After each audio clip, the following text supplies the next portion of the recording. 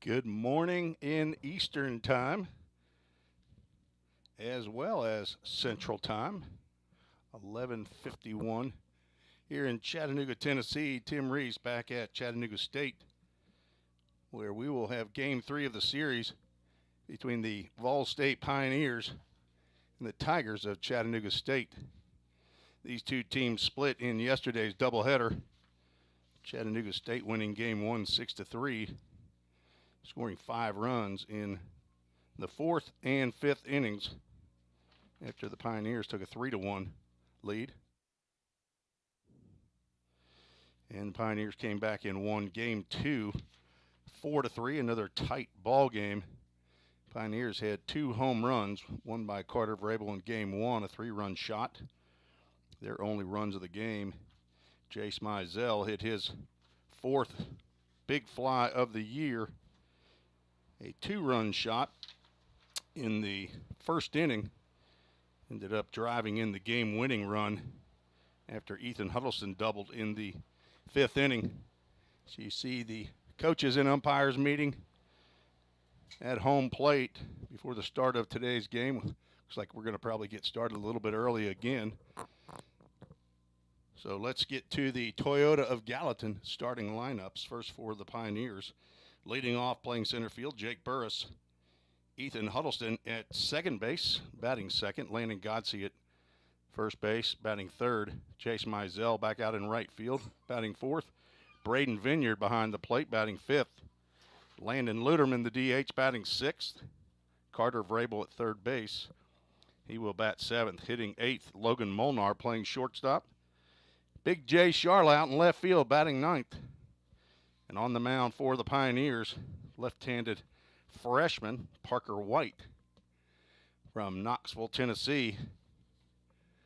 Parker is getting his 3rd start of the year, 4th appearance. He has a 3-0 record. He has 1 complete game, which was in his last outing. That start was against Rend Lake. See, that was February 24th. Was that in fact his? Yes, it was. February 24th. Freshman from Knoxville West High School out to start his first conference game, and he will face the Tigers lineup that goes like this. Scott Campbell in center field leading off, batting second Adam Haber in left field. Owen Brock behind the plate as you see the Tigers taking the field. Stoney Smith batting cleanup will play right field. Cade Chamley at third base, batting fifth. Mason Page, the designated hitter today, batting sixth. C.J. Morrow will bat seventh and play second base. Connor Linkfield moves up of spot to the 8-hole playing shortstop, and Tyler Stevens gets his first action of the series. He'll play first base and bat ninth.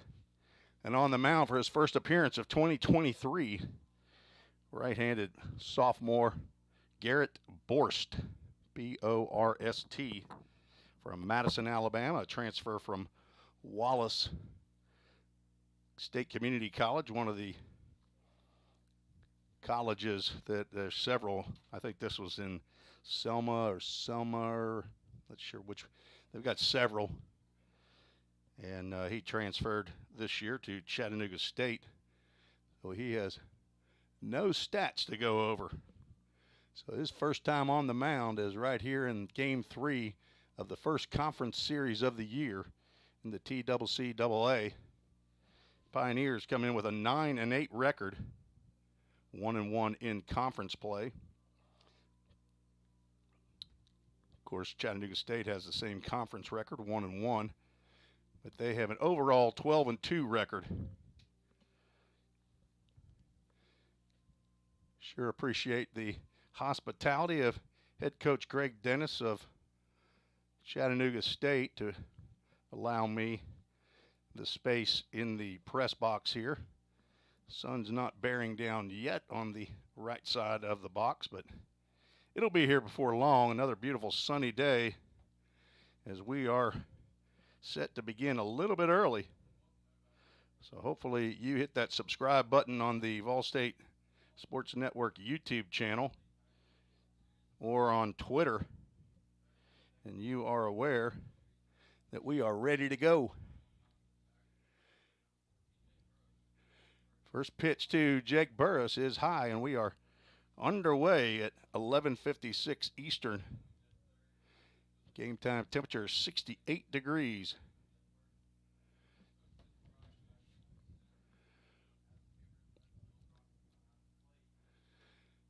And the next shot, that shot is down as Jake Burris will get a leadoff single. Hard turnaround first base, but he will retreat and get his first hit of the series. I don't think Jake Burris has gone 3 games this year without getting a hit. But a 1-0 pitch to his liking.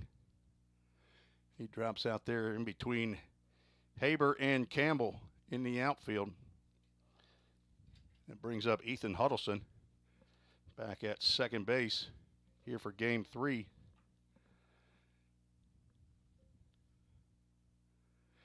Looks at a breaking pitch over for a called strike.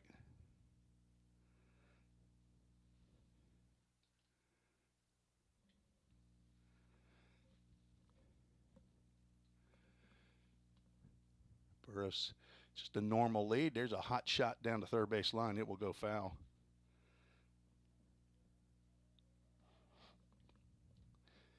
Huddleston comes in hitting .317. Second on the squad with RBIs at 14. Has 2 home runs. Had a big double in the second game. His only hit, throw over to first base, not in time. If you were with us yesterday, I put out the stat that the Pioneers have yet to be caught stealing this year. 21 of 21. Pitch down low. Owen Brock back behind the plate as he has been for the first 2 games of the series. And it goes 1 ball, 2 strikes, and nobody out. Just getting started here in the top of the first inning. Thanks for joining us on the Vol State Sports Network. There's a 1-hopper to third. Chamley over to second tomorrow and on to first base for a 5-4-3 double play. Just what the doctor ordered for Garrett Borst.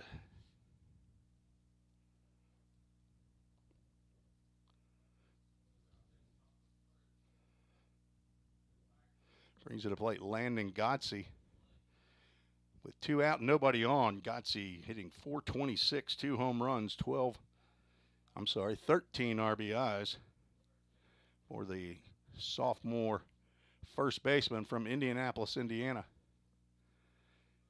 First pitch is on that white line in the left-handed batter's box for a called strike.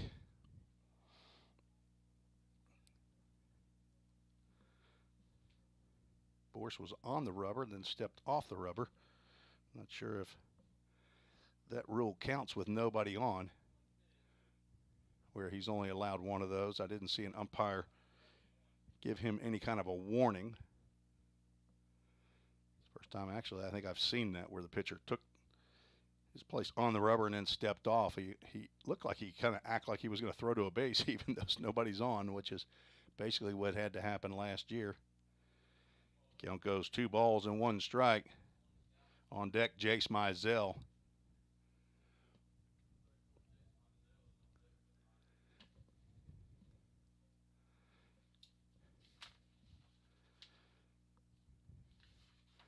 Check swing, foul ball straight back. Godsey was 1 for 3 in both of the games yesterday.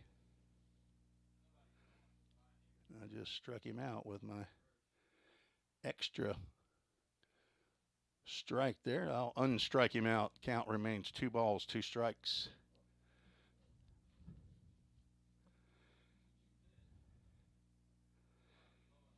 Borst sidearm, little sidearm delivery there.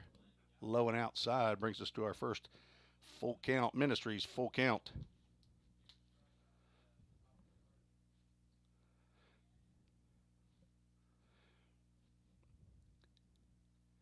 There's our first full count, first pitch foul ball of the series. 0 for 6 in yesterday's 2 ball games. Brought us unofficially to 32 of 76. So 76 times, or about there. Somebody swung on a 3-2 pitch this year in a Vol-State game. 32 times fouled it off, now 33. There's a hot shot to third. Shamley fields on the glove side and throws over to Tyler Stevens to retire Godsey. So no runs, 1 hit, no errors, nobody left on base. Just getting started here at Chattanooga State in a 9-inning contest. You're listening to the Vol-State Sports Network.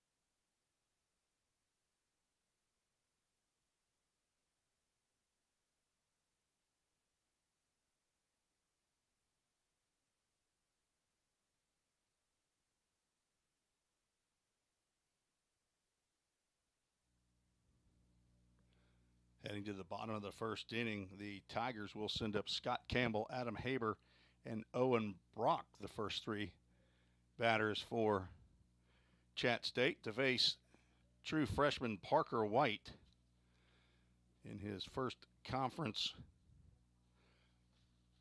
appearance. 6'1", 205-pound left-hander from Knoxville West High School, the son of Paul White and Carrie Myers, both of Knoxville. Has an older brother Eli, younger brother Tanner, and a younger sister Ellie. The grandson of Owa in Tazewell, Tennessee. Parker White normally wears the number 47, but in red today he is wearing number 32. He and Noah Eatman have different numbers, and I don't remember now what Noah's might be. Here it is. He's number 24 in red. Relief pitcher from Parrish, Florida, who may get some action here. Parker White's complete game was a 7-inning contest. This is scheduled for 9 innings here, the single game in conference play. Typically a 9-inning game on a Friday and then a doubleheader on Saturday, but weather pushed this series to a Sunday, Monday, as Scott Campbell steps into the box, hitting .412. Swings and misses at the first pitch.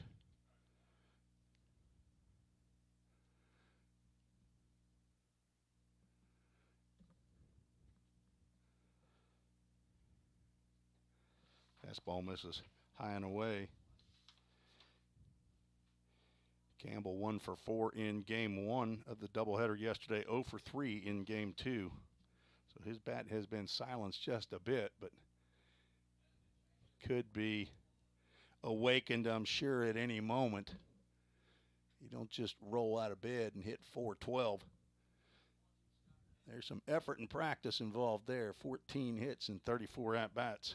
Swing and a miss, and Parker White has his first conference strikeout. Campbell goes down swinging. Left-handed hitting Adam Haber steps to the plate.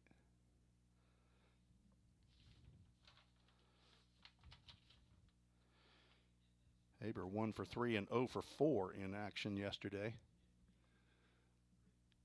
He will square the bunt, and that is in no man's land. Parker, nothing to do but try to bare hand. I thought he was going to go down with the glove, but Haber gets a bunt single. He and Campbell both showed bunt In yesterday's contest, I want to say that Haber was successful on one of his. He was not. Somebody got a bunt hit yesterday. Campbell did to start the game off. So a runner at first base, 1 out. That ball's fouled to the screen. Owen Brock, who had a big day yesterday, 3 for 3, 2 doubles in game 1, walked twice in 3 plate appearances in game 2. Haber stays put. That ball is lifted in the air and out in the right center field. Jake Burris back and over into the gap, and he will make the catch in a strong throw back into the infield. 2 outs. Stoney Smith steps to the plate, right fielder for Chat State. Young man from Middle Tennessee, went to Greenbrier High School just outside of Nashville.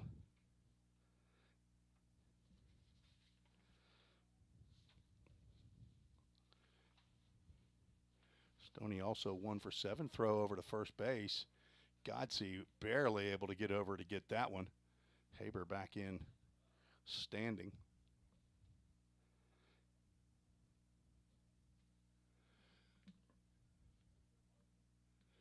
Smith hitting .455, another throw over to first base. Smith has the only 3 home runs that Chattanooga State has hit this year.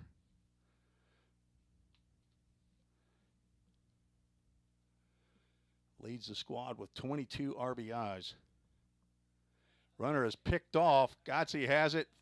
Throw down to Molnar at short. Haber is trying to get back to the base, but he will be picked off, and that will end the bottom of the first inning. So Parker White had it in his mind that Adam Haber was going to try to go. So a 1-3 to 6-3 for the final out of the first. No runs, 1 hit, no errors, and nobody left on base. We're through 1. No score. You're listening to the Vol State Sports Network on YouTube and Twitter.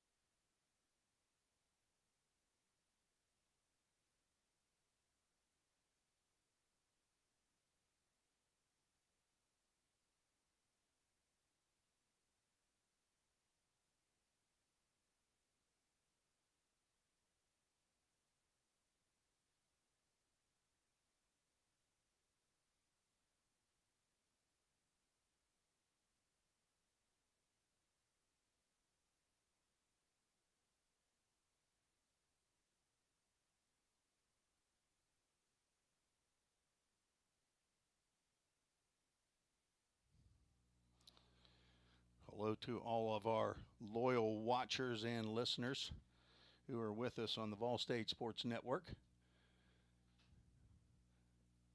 We are getting set for the top of the second inning. Jace Mizell, Braden Vineyard, and Landon Luderman scheduled for the Pioneers.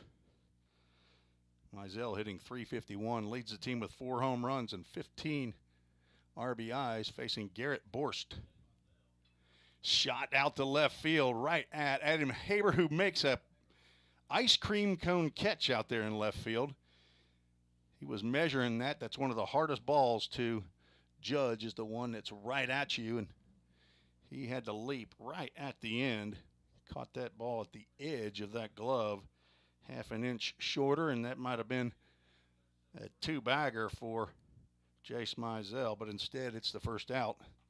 Here in the top of the second inning, Braden Vineyard will step to the plate, hitting .281. Look at the first pitch, high and tight.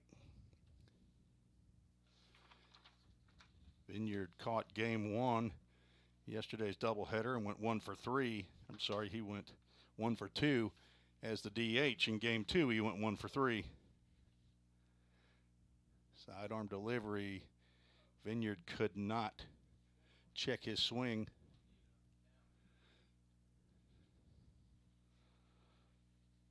No Yellow Jackets in the booth with me yet. No bees, but some pesky flies. That is a swing and a foul ball at the plate that went about 20 feet in the air. Not sure what that hit, but apparently caught a little piece of, as Owen Brock points to, his right shin guard at the knee area.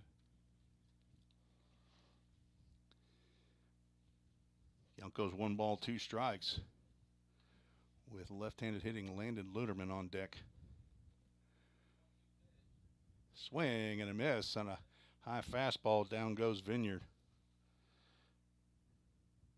First strikeout by Garrett Borst. That's 2 outs. 6th hitter in the Pioneer lineup for head coach Jim McGuire is Landon Luderman, the designated hitter. Off to a bit of a slow start. His parents were here yesterday. Not sure if they're back here. Had to go back to work. Swinging a foul ball straight back, an MGM Industries foul ball.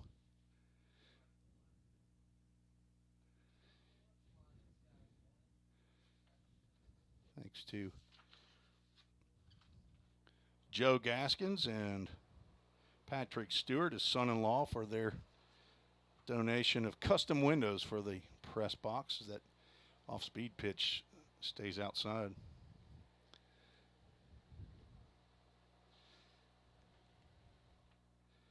Makes an amazing difference when you can look out the windows when you're in the press box calling a baseball game. Instead of having to open them up, although today would be a beautiful day to open a window up, get a nice little breeze coming in. The windows in the press box here at Chat State, you do not open. At least I don't see a way to do it. 2 balls and a strike, 2 outs. Ball's lifted in the air into right field. That ball will drop out of the glove of second baseman C.J. Morrow, and Landon Luderman got caught off of first base in no man's land. Now he's in a rundown, and he will be tugged out for out number 3. I believe that is the shortstop who ultimately tags out Landon Luderman. So a base hit on a, I'll have to go back and watch and see who all touched that ball. I believe shortstop Connor Linkfield was the last one to touch it for the putout. So regardless, no runs yet again and 1 hit, but only 3 batters come to the plate. So nobody left on. We're through 1.5. There's still no score. You're listening to the Vol State Sports Network.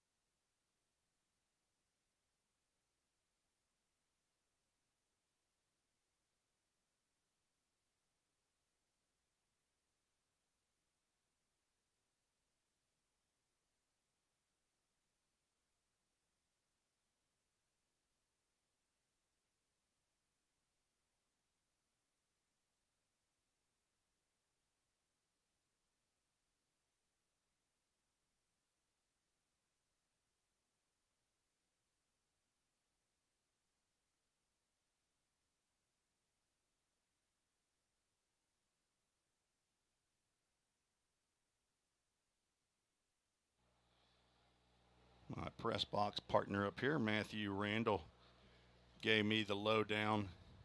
He knows the people who are out there, and he said it was the pitcher who tugged out Landon Luderman. First pitch delivered in there to Stoney Smith, who was at the plate when Adam Haber was picked off.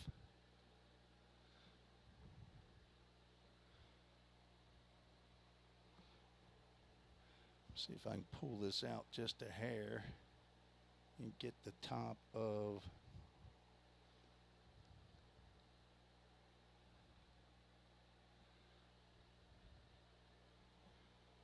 count goes 2 balls and a strike. Wrong camera trying to get settled in. There's a ball line out to right field over toward the line, and that ball will drop fair as Jace Mizell unable to make the catch. Stoney Smith will go on to third base with a leadoff triple. Just fair as that ball hit down the line. I think I did the wrong camera. We have to straighten out. Sorry, this is bad production, folks, but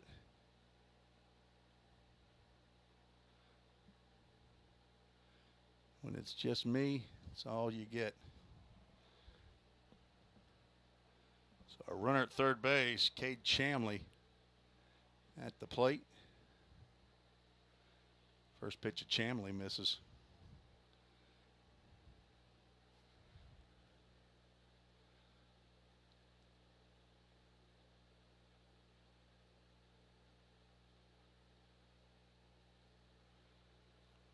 There's a strike called.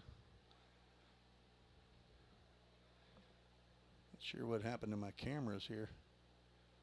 Let me see.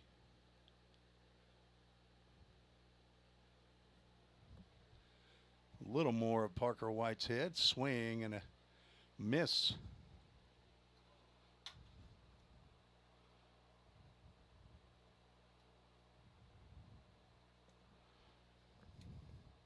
Both teams now with 2 hits.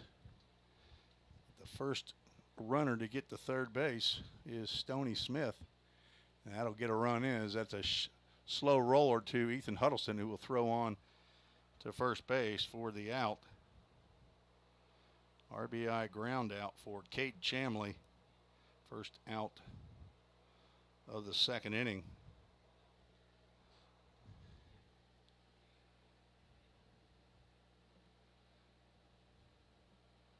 The Tigers take the lead here in game 3 of the series. Swing and a miss at a high fastball by Mason Page in his first at-bat of the series. I keep wanting to say the weekend, but today is Monday. There's a fastball apparently just missed. Maybe it was low.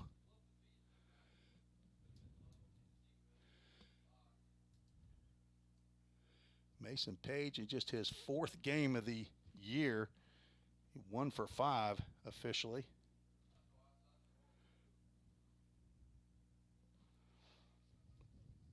So a triple to lead off the second inning on a fly ball down the right field line that just eluded Jace Mizell's glove and landed in fair territory. Mizell overran it down in that corner. Had to come back, and by that time Stoney Smith was about to hit second base. The ball was not lined, but it wasn't a high fly ball. Well, that foul ball right there just knocked one of the twist ties or zip ties on the pole right in front of us. Go back, if you could watch that in slow-mo and full count. Ministries full count, ball 4. First walk of the ball game for Parker White.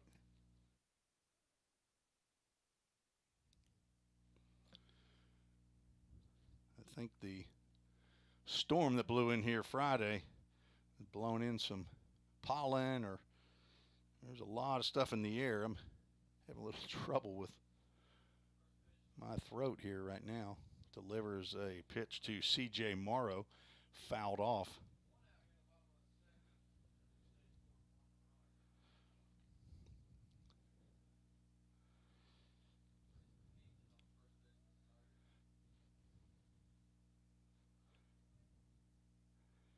Parker White looking at Page at first base and delivers a ball outside. C.J. Morrow made some great plays yesterday in the field. Went 1 for 4 in game 1. I had him 1 for 4. Chat State didn't have him 1 for 4. Throw over to first base. Not in time. I credited him with a base hit in the bottom of the second inning, and the Chat State stats, though, charged an error to Landon Godsey on a what I thought was a tough play in the hole. It glanced off of Godsey's glove. I even went back and looked at it on our replay and still thought, even if Godsey gloves that one, he's not going to be able to throw to McKee at first base, the pitcher covering, in time to get Morrow. But anyway, doesn't matter. My stats don't really count. He was 0 for 1 in game 2. And the pitch, runner goes, pitch is swung on, throw down to second base, not in time.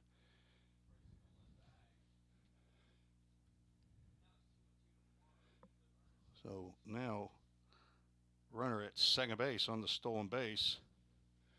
Not sure if that was a hit and run. That must have been, because that pitch was up out of the zone to Morrow.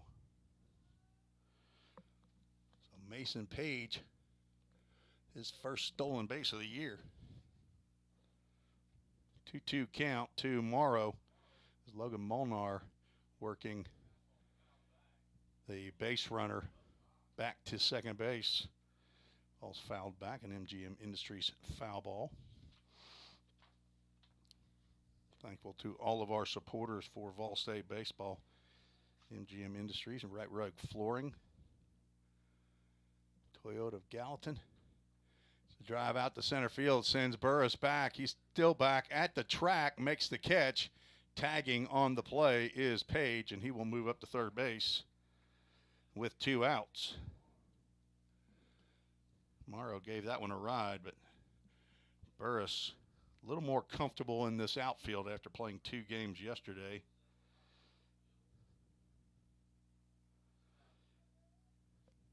Able to get back there. The first play that he had that sent him back, I think he might have been a little concerned about the wall back there. But 2 outs, Connor Linkfield steps to the plate, shortstop. Batted 9th in both of the games yesterday. Pitch is tapped, foul, goes straight back behind catcher and umpire. Linkfield 0 for 2 in game 1, 1 for 3 with a double in game 2. He was the one who attempted a bunt, but the bunt went straight back to the pitcher, and he was thrown out at first base.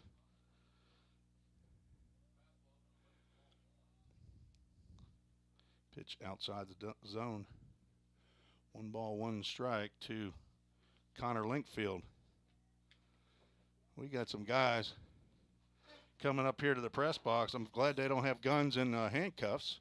Instead, they have tool belts and tools.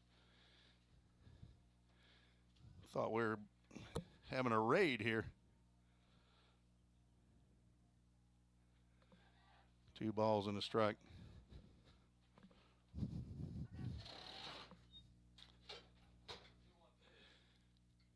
Swinging a line drive foul just past the outstretched glove of Landon Godsey.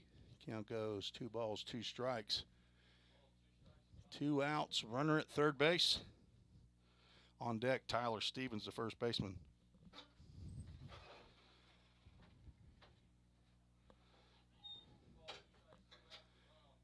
Runner hard charging down the line, but goes back, and there's a base hit into center field. 2-out RBI for Connor Linkfield. Drives in the second run of the inning.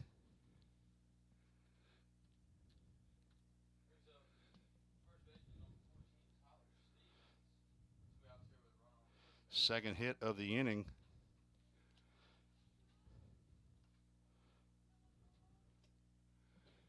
Pioneers now down 2-0.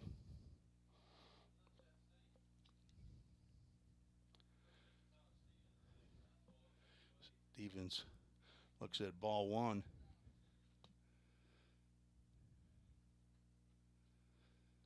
Tyler Stevens' first at bat of the season here in game 3 of the conference opening series.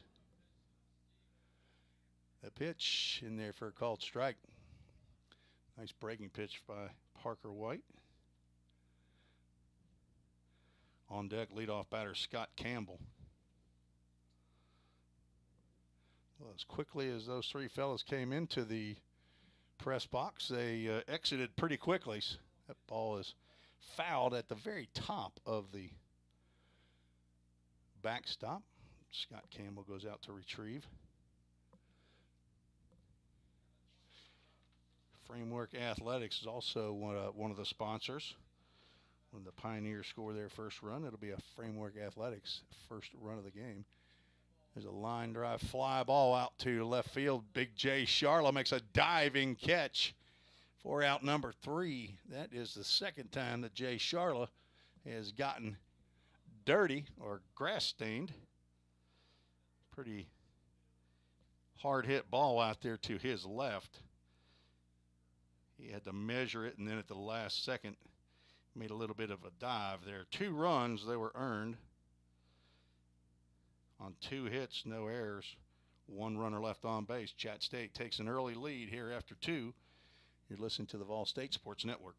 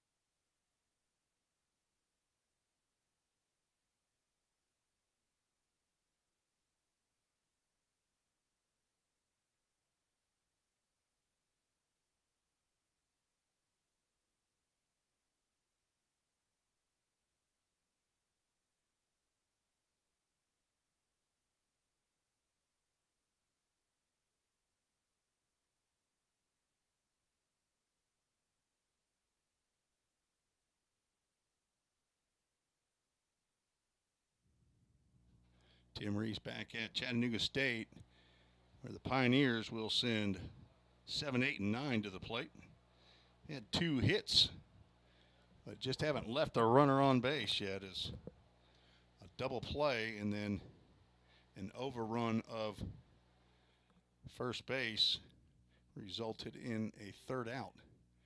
Carter Vrabel swings at the first pitch and pops it up right down the first base line. Tyler Stevens comes in and will make the catch in foul territory. So 1 pitch, 1 out.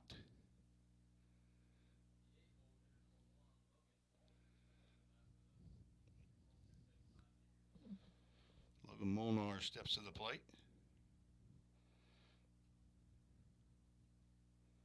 Carter Vrabel's grandparents, his paternal grandparents, are here in attendance. They've been here yesterday and today, coming up from Florida, where they winter. Have a home in Medina, Ohio, near Akron. Chuck and Elaine Vrabel.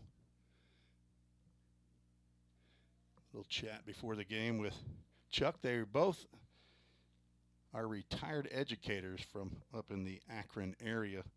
Both were principals of schools. Now living that retired life as that pitch nearly hits Molnar. He's got 2 hit by pitches already. Got those, I think, in back-to-back at-bats a couple games ago. He got hit twice before he got his first hits. There's a drive out the left field. Back goes Haber back, and he will run out of room. His first college home run, Logan Molnar. A solo shot to put the Pioneers on the board, and there is your Framework Athletics first run of the game. Logan Molnar got a pitch he liked. Drove it out of here to left field.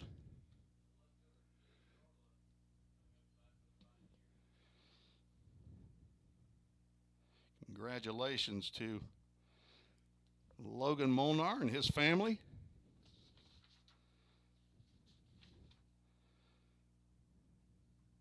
Joe and Barbara Molnar.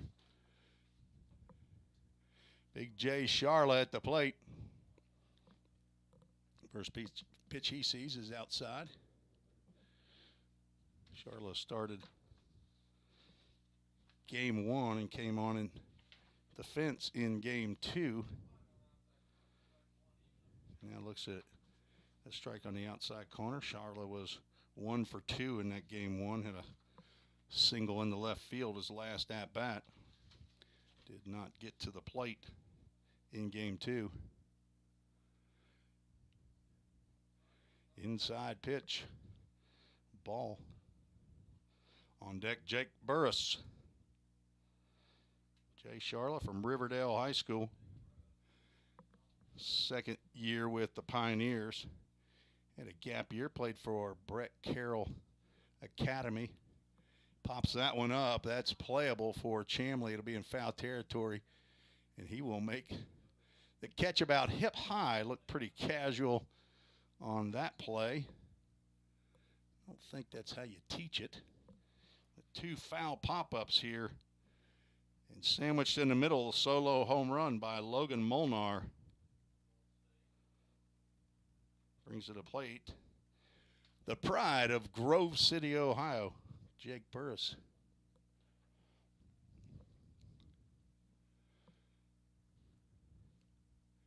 Hello to his mama Sherry and Dave Holbrook. Jake led this ball game off with a solid base hit in the left center field. Looking to have a big game. He can get hits in bunches. Drive that ball all over the ballpark. And he looks at a breaking pitch in there for a called strike. On deck, Ethan Huddleston.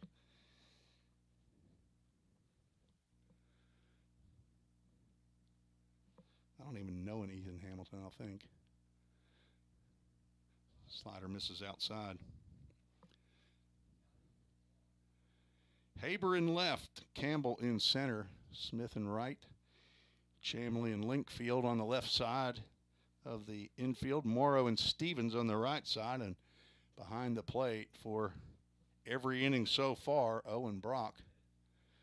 Garrett Borst on the mound delivers a strike that winked at the outside corner. Count goes 2 balls and 2 strikes to the Pioneers center fielder, redshirt sophomore Jake Burris.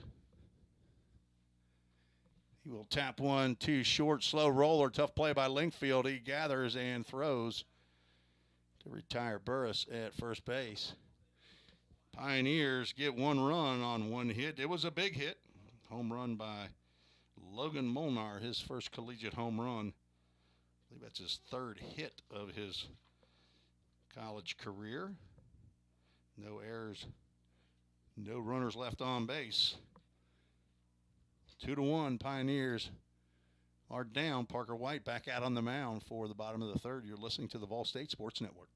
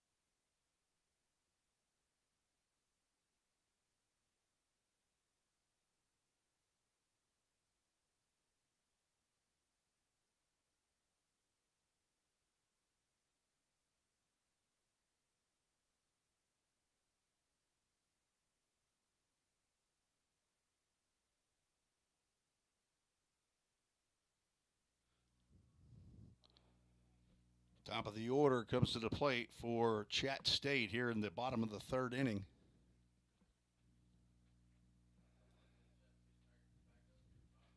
Scott Campbell, center fielder, struck out in the first inning. Parker White looks in at the sign and delivers. There's a ground ball to Molnar at short. He picks and throws. Strong throw over to Godsey. Steps a little bit toward the outfield side of the infield and makes the catch. Out number one. One pitch, one out. Just like the Pioneers did in the top of the third inning. Adam Haber steps to the plate. He had a bunt single and was subsequently picked off by Parker White. Fastball up in the zone.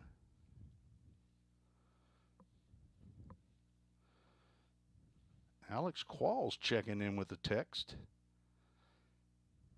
Said the Twitter stream is not working.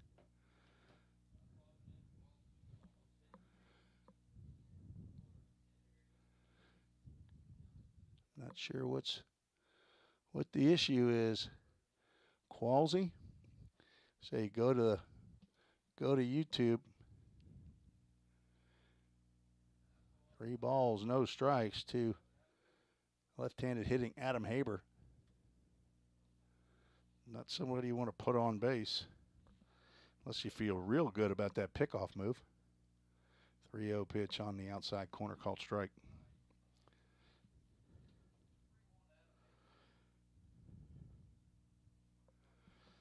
Thank you, Alex. There's a line drive on that left side. That's where Haber lives. He loves that left side. Base hit into left field. 1 on, 1 out. His second hit of the ball game. 4 hits now for Chat State. Pioneers with 3 hits.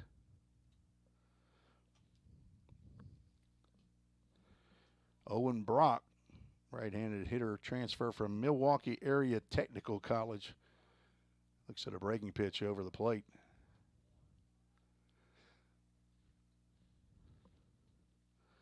Love to know, Alex, that you're watching and listening. My press box, one of the press box gang up at the home games.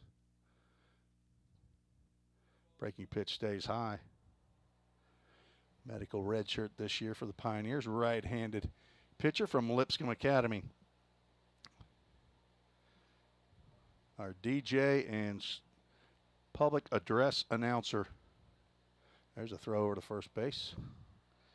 Haber says, not going to get me this time. All right, Alex, I hope you were listening yesterday, but Chat State has a young man, Matthew Randall, here who's doing your job and mine at the in the press box here. He's just a one-man band. The pitch misses outside. You see those guys at a carnival that's playing an accordion, a harmonica, drums, guitar, singing. I mean, he's got it all going. Ukulele. That's what Matthew Randall's doing here. I just thought I was busy. And the pitch called strike. That looked low from here, but I don't see height and too well up in this perch. There's a throw over to first base.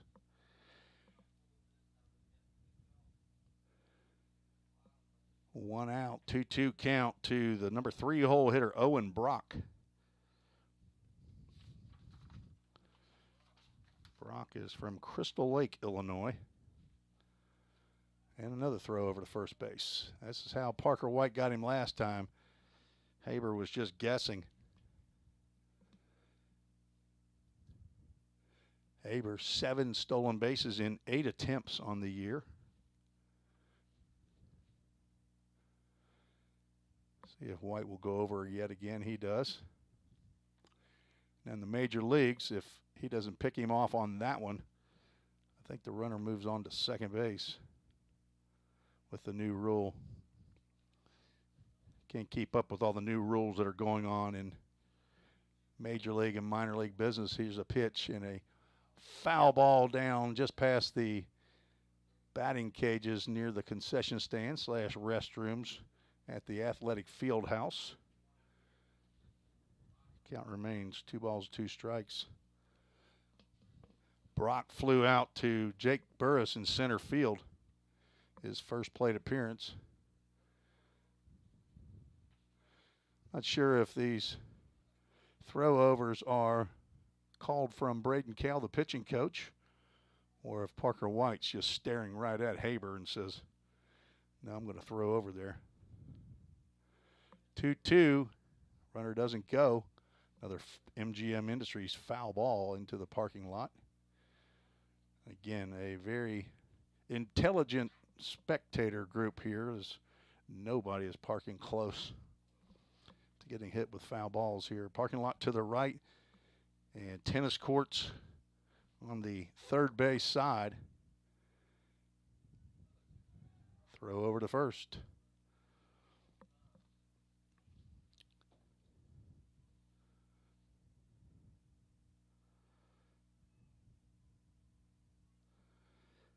Don't know how in the world we'd fix the Twitter feed. I got the best internet that I've had ever, I think, here at Chat State. That breaking pitch misses outside.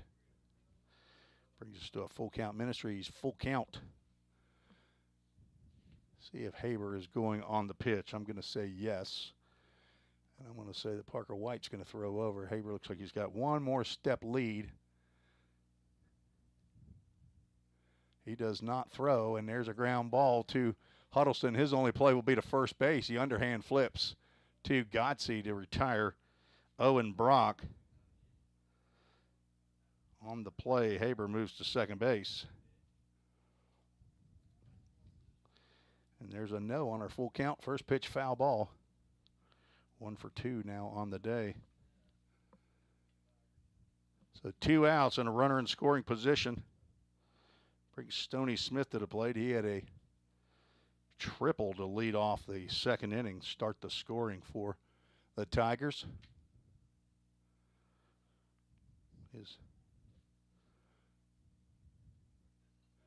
He fouls one straight over the backstop.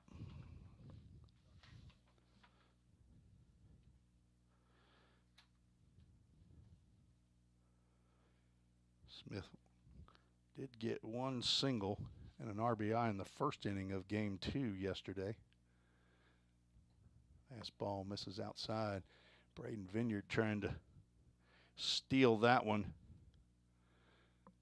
Sticks it, but then moves it about 8 inches to the left. Home plate umpire says no, sir.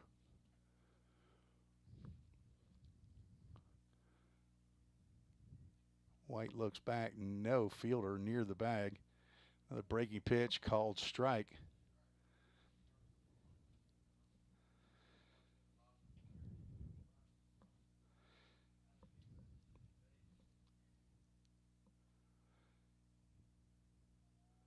One run, 3 hits, no errors for the Pioneers. 2 runs, 4 hits, no errors for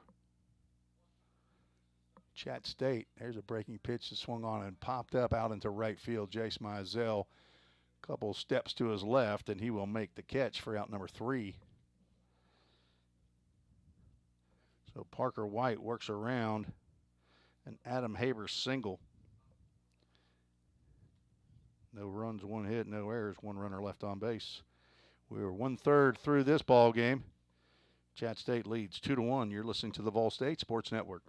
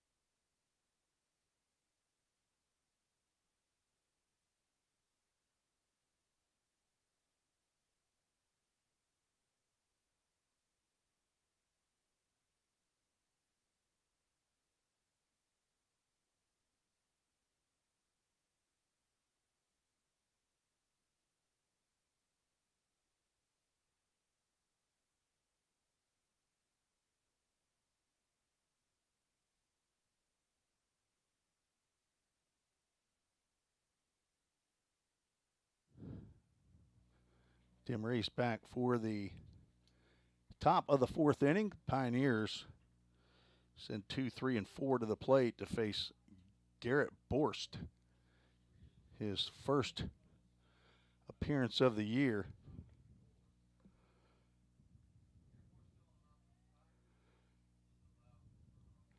Had an injury early on, I think twisted his ankle, and that's why he is just now getting on the mound.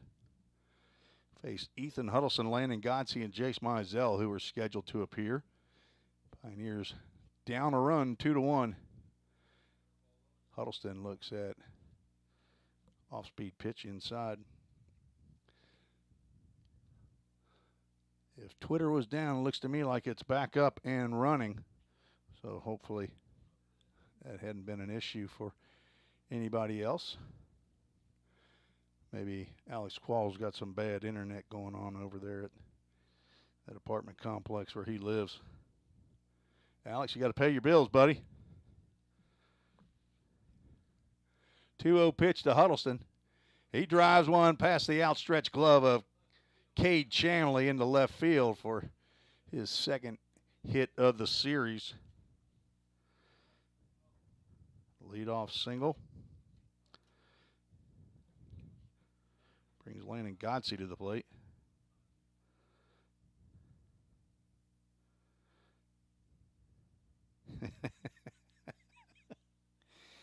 Oh, you're funny, Alex Qualls.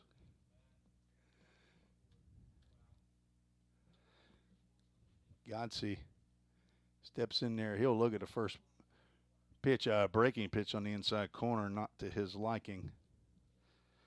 Godsey grounded out to Chamley down at third base to end the first inning. Huddleston leads off of first. There's a throw over, sidearm throw over to first base. Sidearmers just can't change their angle when they throw in home or first.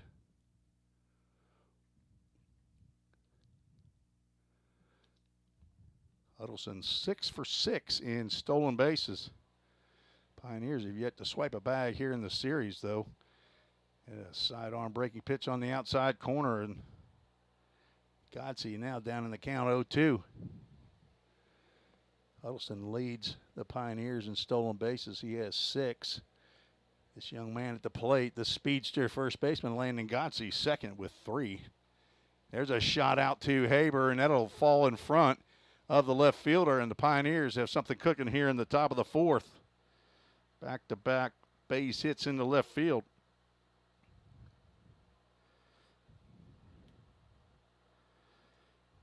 Five hits for the Pioneers now, putting runners at first and second.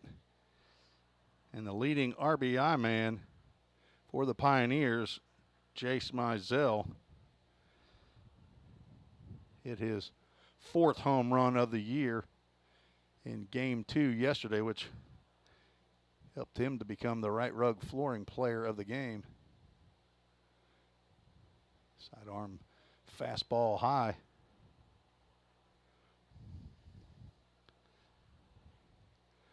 Another beautiful sunny day, but today there are clouds out and above. I don't think we're expecting any precipitation. 2 looks out to second base, and then off-speed pitch that moves Mizell off the plate. Lady Pioneers split a doubleheader with the Lady Tigers yesterday, winning Game 2, and as pitching coach Dion Felger comes out of the dugout. And it appears as though the Lady Pioneers put a 4 spot up on the board in the top of the second, and now are leading 5-1 over one of the top teams in TCCAA. With my binoculars, I can see that Pioneers are still batting in the top of the second inning. Give you a little play-by-play of the Lady Pioneers while this extended mound visit. And umpire still now starts to walk out. I guess he was writing some notes down. He's taking a circuitous route as he's going to go out to like straight towards second base. I've not seen that before. Normally an umpire just goes straight to the mound. Looked like he was circling. Jace Mizell with a 2-0 count. And 2 runners on, nobody out. Chat State has already turned 1 double play, and they're looking for another one as they are in double play depth. Linkfield at short and Morrow at second. Huddleston leads off. It's a big lead. 2-0 swing and a foul ball. Linkfield staying put at his position at shortstop, and Morrow has the task of trying to keep Ethan Huddleston close. Godsey is not being held on by Tyler Stevens at first base. Godsey will get off about as far. He's not there yet. A step off and a walk toward the second base bag, and that's Garrett Borst's 1 step off for the Jace Mizell at bat. 1 look to second. And a drive out to left field. Haber back. He's going back. He looks like he'll have a play on this one. About 2 steps in front of the fence. Catches it and pirouettes. Gets that ball back into the infield. A long fly out as Jace Mizell flirted with a 3-run home run there.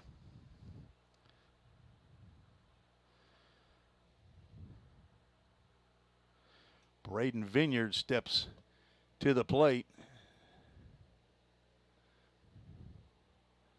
with 1 out.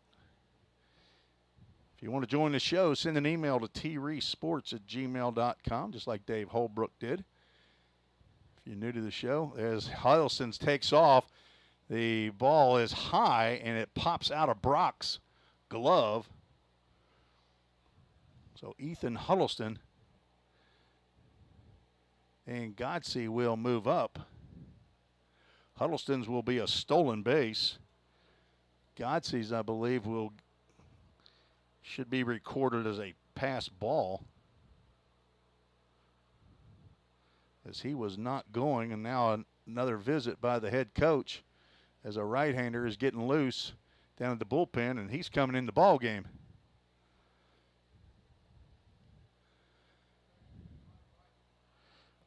With a 1-0 count to Braden Vineyard. Let's get that up there. We'll have a new pitcher. We'll tell you about him when we return on the Vol State Sports Network.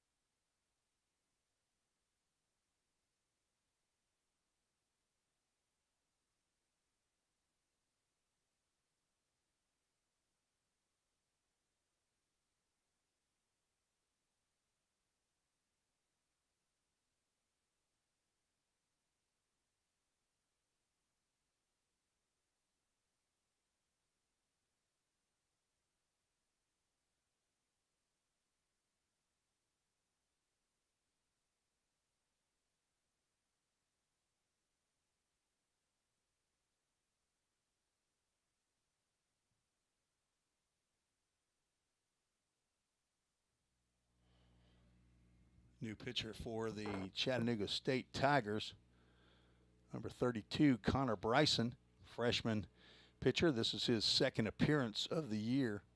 Has 1 start, 0-1 record. That was a complete game. Must have 7 2/3 innings. I'm not sure if there's a stat line here that's not right, but he says he threw 7 2/3 innings. So I'm guessing gave up a walk-off. 9 hits, 5 runs, 4 were earned, 1 walk, 6 strikeouts. He is on the mound with a 1-0 count to Braden Vineyard. He is on in relief of Garrett Borst, who went 3 1/3, gave up 5 hits. So far, 1 run, 2 runners on base are his responsibility. And honestly, as an official scorer, which I am not, if he gets this batter out, it's credited to him as that pitch is low and outside. But if, I think for some reason, if Vineyard would walk, it would be charged to Garrett Borst since he started the at-bat. But I'd have to check with Ken Stegall, my official scoring guru friend, on that one. 2-0 pitch. Swinging a line drive down that first base line. Volunteer assistant coach John Ripel was lobbying for that ball to be fair, but it was foul. Braden Vineyard has been doing a great job of going to the right side, and there's a big hole between first and second right now. Be a perfect place for a ground ball or line drive. There's a fastball right down the can. Not sure what Braden was looking for there. Maybe he was looking for something again on that outside part of the plate that he could shoot right through there. Bryson, long look over at third base. Braden Vineyard just barely got a piece of that one.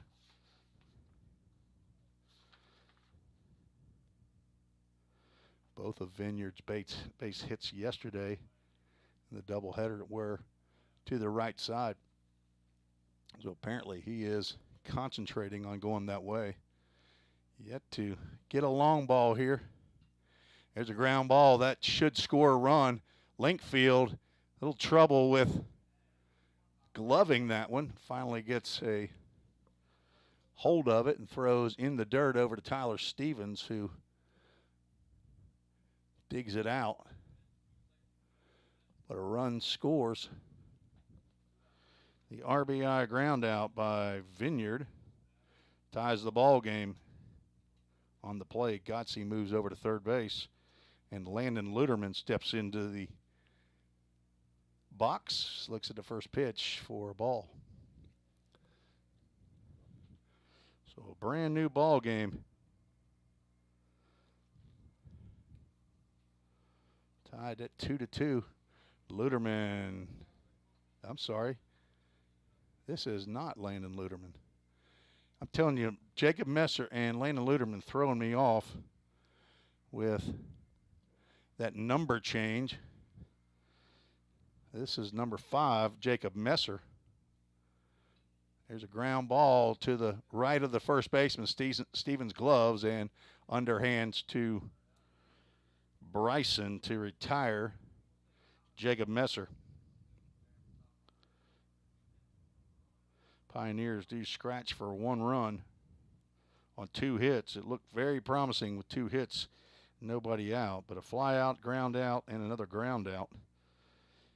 And the Pioneers can only push across 1 run to tie the ball game. We're through 3 1/2. It's all tied up 2-2. You're listening to the Vol State Sports Network.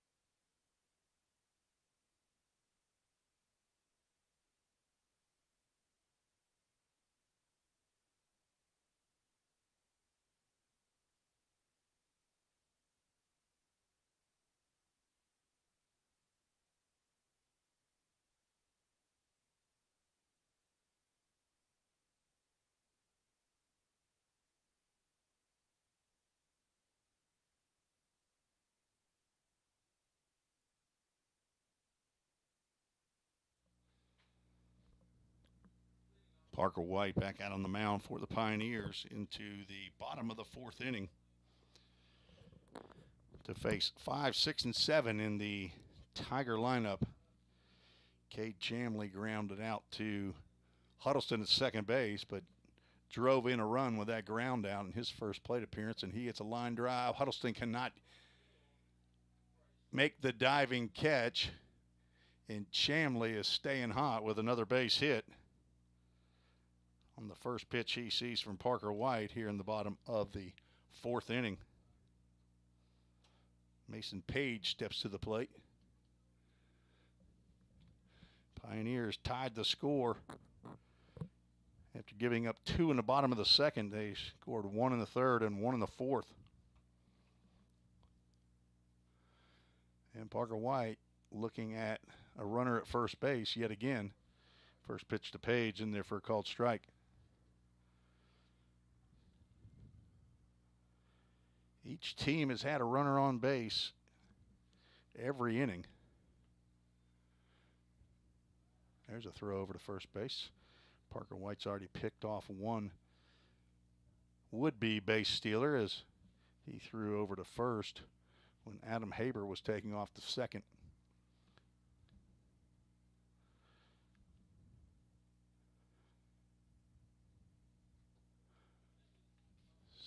Stays high. That off-speed pitch looked like a changeup maybe. Page walked and scored in the second inning. Square to bunt, pulls the bat back on a called strike 2.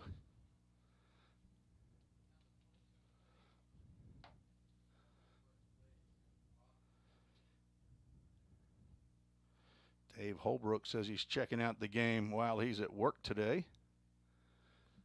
Glad you're listening along, Dave.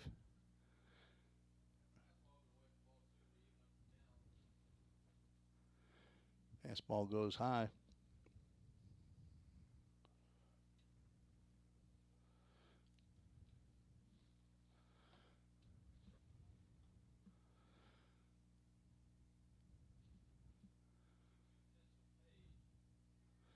Two after a long look in, a called strike 3. And down goes Page on that wide strike zone on that outside corner. First called looking strikeout of the day. Had several yesterday. Second strikeout for White. And 1 out. Now he's got a call into the doctor here looking for a double play. Gonna have to be quick with C.J. Morrow at the plate batting from that left side. He will look at a fastball in the outside corner called strike. Confident that the Parker White clan is, I don't think they're here. I'm sure they are listening in from Knoxville, Tennessee. There's a throw over to first base. Chamley back in standing.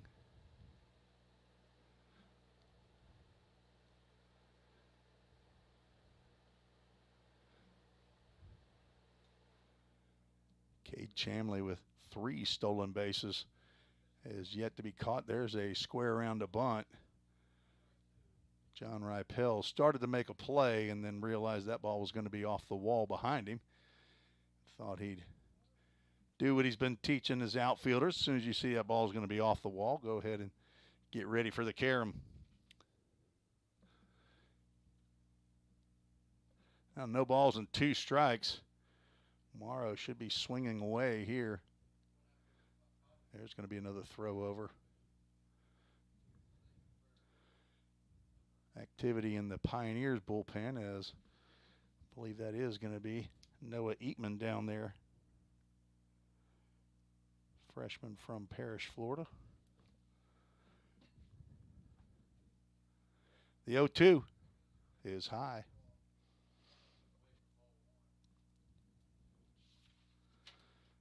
Summit Concrete. Chuck Akers, owner of Summit Concrete, former player Did a little research on Chuck Akers. He had a phenomenal career apparently at MTSU. They could use your work here. Fouled straight back. Count remains 1 ball, 2 strikes. Guys were telling me the bullpen down on the visitor's side looks like the pitching rubber is not pointed straight at home plate there. But both bullpens are inside the fence. The 1-2 breaking pitch stays high.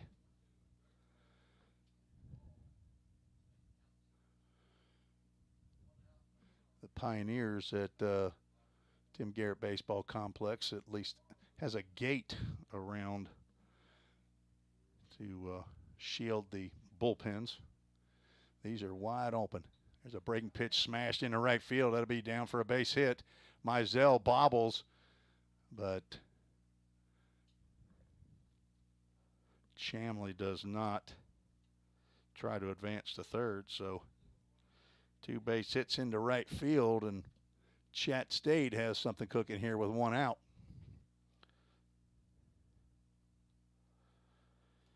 Connor Linkfield, who had an RBI single into center field, will come to the plate, but not before pitching coach Braden Kale will come out to talk to Parker White and Braden Vineyard. 6 hits now for Chat State. 2 runs, 6 hits, no errors for the Tigers. 2 runs, 5 hits, and no errors for the Pioneers. Yesterday's games, there were 3 errors by each team total. So far, flawless fielding for Vol State and Chat State. The son of Randy Kale walks back to the dugout, gets his clipboard from Country Cade McKee, and Parker White has his instructions. Throw me a ground ball, son. Get a little 6-4-3 that equals 2.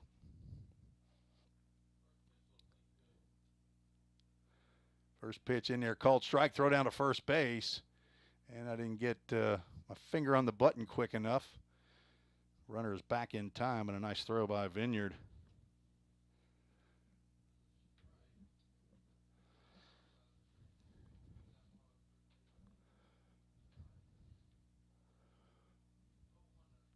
Chamley down at second, Morrow at first. Both reached on base hits into right field. And the 0-1 is off the glove of Vineyard. Comes back to the backstop, and that will be a wild pitch. Charge to Parker White.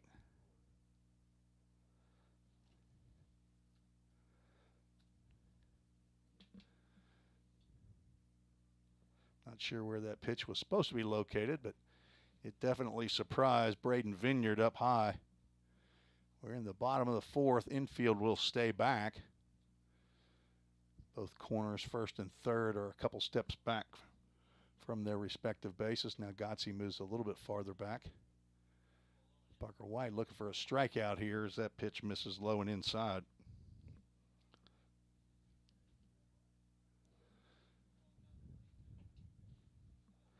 Costly wild pitch, possibly, as Parker White can wriggle out of it. Pitch gets away from Vineyard, but Chamley cannot advance. Base open down at first base, and the number 9 hitter, Tyler Stevens, stepping to the plate. White doesn't want to give in here to Linkfield, who already has a solid base hit his first at bat. And there's another line drive over the head of Huddleston. That'll score 1. Mizell comes up with it, throw to the plate, and the runner will hold at third base. But an RBI single.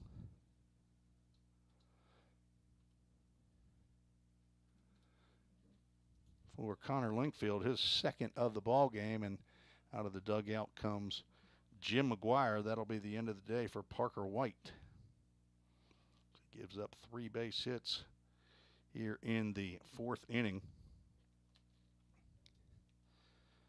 And we'll have a Summit Concrete call to the bullpen. We'll tell you about Noah Eatman when we return on the Full Count. Full Count. That's the summer team, the Vol State Sports Network.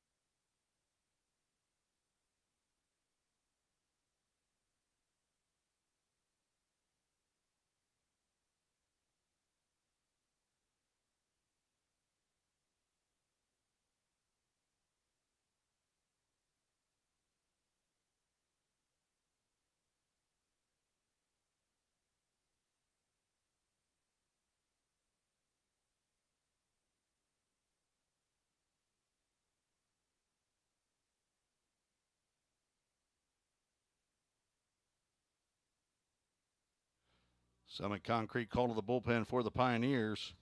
Wearing the number 24 today, Noah Eatman, 6'1", 210-pound freshman from Parrish, Florida. General Studies major, the son of Dave and Monique Eatman, a papa in Englewood and a Gigi in Parrish. And we'll have a pinch hitter for Aiden McCaskey will step in to hit for Tyler Stevens.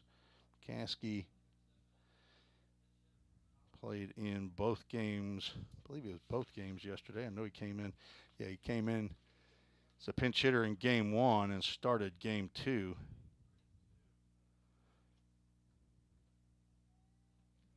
Come in for Tyler Stevens. So get rid of that lefty-righty matchup.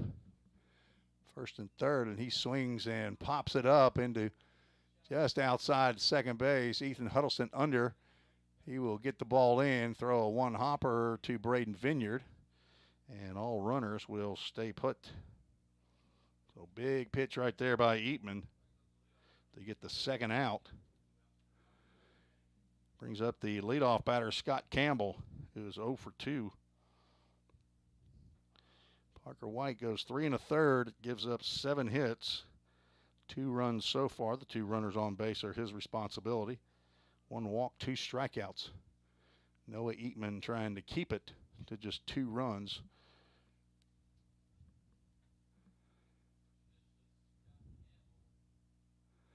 Breaking pitch low and away.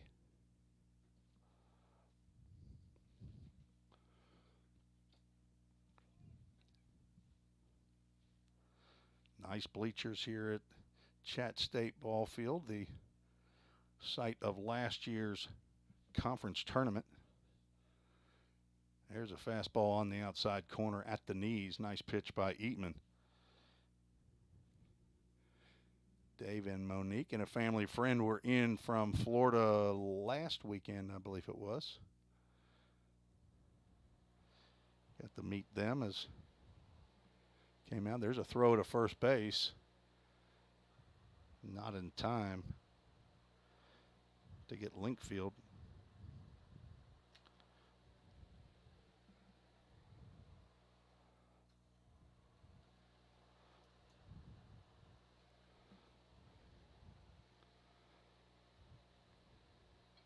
There's a high chopper. Molnar comes in and makes the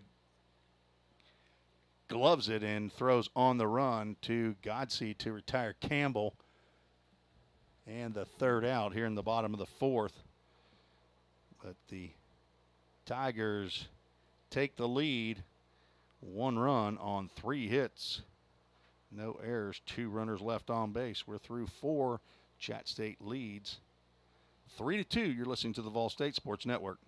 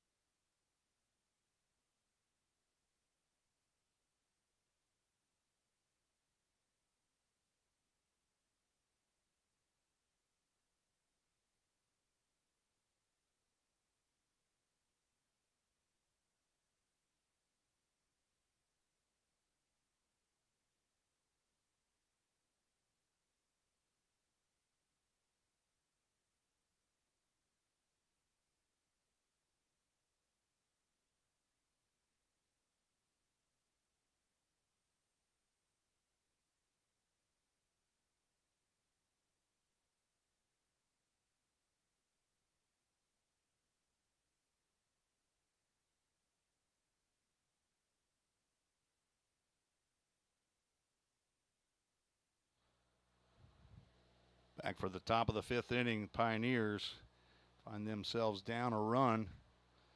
Carter Vrabel, Logan Molnar, and Jay Sharla are scheduled to appear to face Connor Bryson, who came on in the 4th inning, retired the 2 batters that he faced.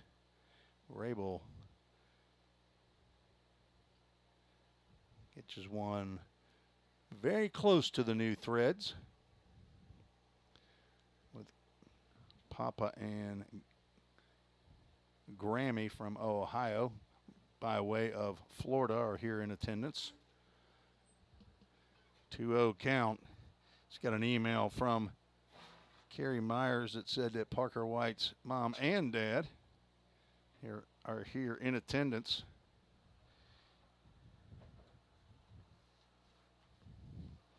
So not only are they here, but they're listening. And Carter Vrabel will take a 4-pitch walk and lead off the top of the 5th inning. Of course, Carter Vrabel hit a 3-run bomb here in game 1 yesterday, and everybody in that Chat State dugout saw it, so might be a little less likely to want to throw one down the middle of the plate to Vrabel as a throw over, and Carter will get a little bit dirty. Been told, I haven't seen him just run a 60-yard dash at all, but the players on the team say he's one of the fastest guys on the club. I know he's an excellent base runner. Molnar looks at a strike called at the letters. He hit his first collegiate home run in his last at-bat. Shot over the left field wall. The Framework Athletics first run of the game. Pioneers put another one on the board in the next inning. Strike called at the knees, outside corner. That's a tough pitch to hit. Molnar now, after seeing 4 pitches outside the zone while he was standing in the on-deck circle, he sees 2 pitches borderline as the pitcher has come to a stretch already, and umpire called time, and then he calls play. Molnar had just stepped in as Bryson came to a quick set, and Molnar might have gotten a benefit. Another throw over to first base. Vrabel back in time.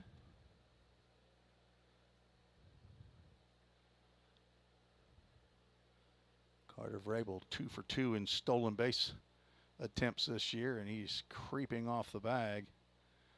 1-2, he does not go. 2-2 count now to a freshman from Independence High School, Thompson Station, Tennessee.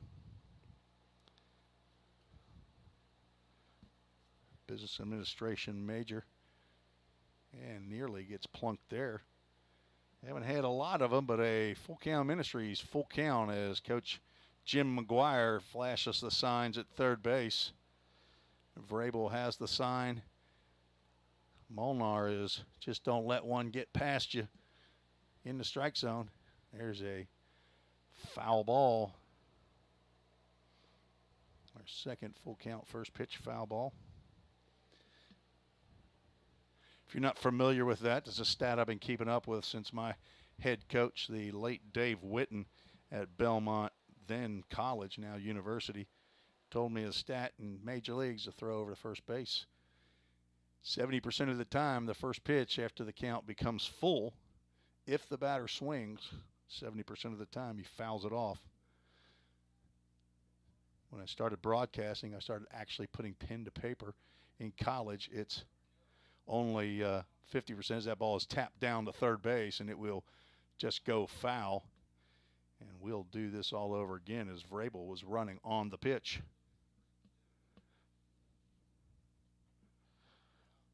On deck, big Jay Sharla. Saw his parents Jake and DeLynn yesterday. I think they're probably still here. Although it's hard to see from this press box, especially if somebody's sitting up high.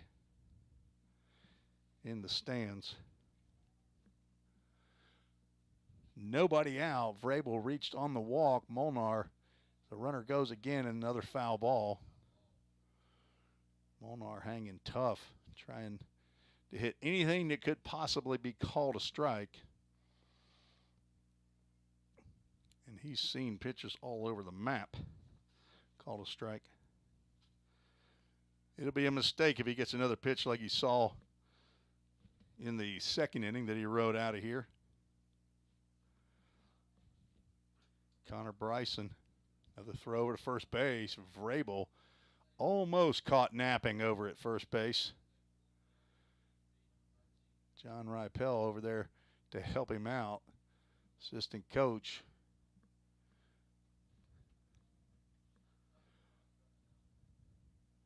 Another full count Ministries, full count pitch. Swing and a miss. Vrabel stays put at first. Bryson wins that battle. His first strikeout.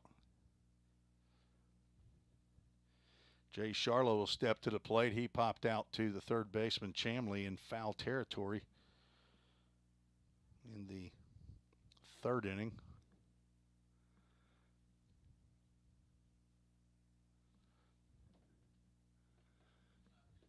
Another throw over to first base.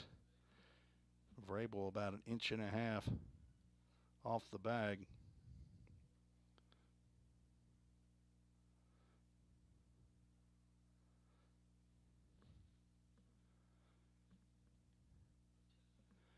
Charla lines one foul down the left field line. Oops. Let's not give an out when there's not an out.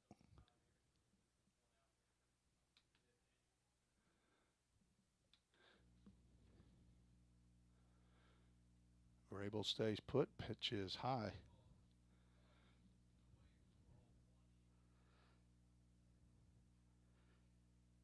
Connor Bryson from Powell, Tennessee. Powell High School, just outside of Knoxville.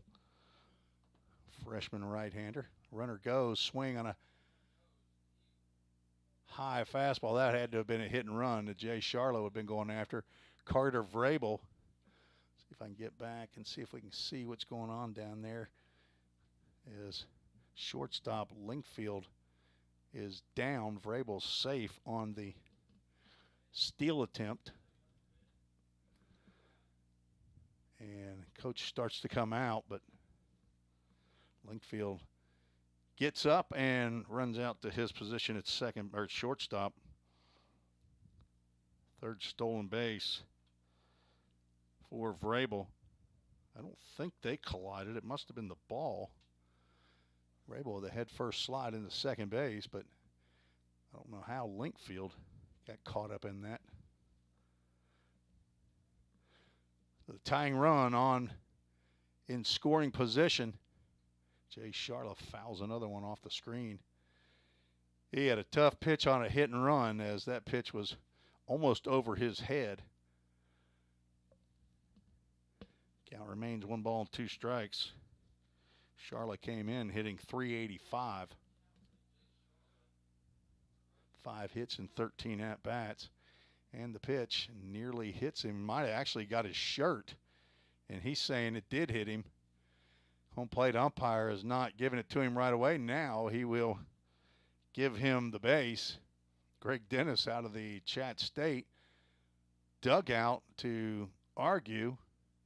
It's almost like home plate umpire was talked into it, is what Greg Dennis is saying, by the batter, because he did not initially indicate that the ball hit Jay Charla.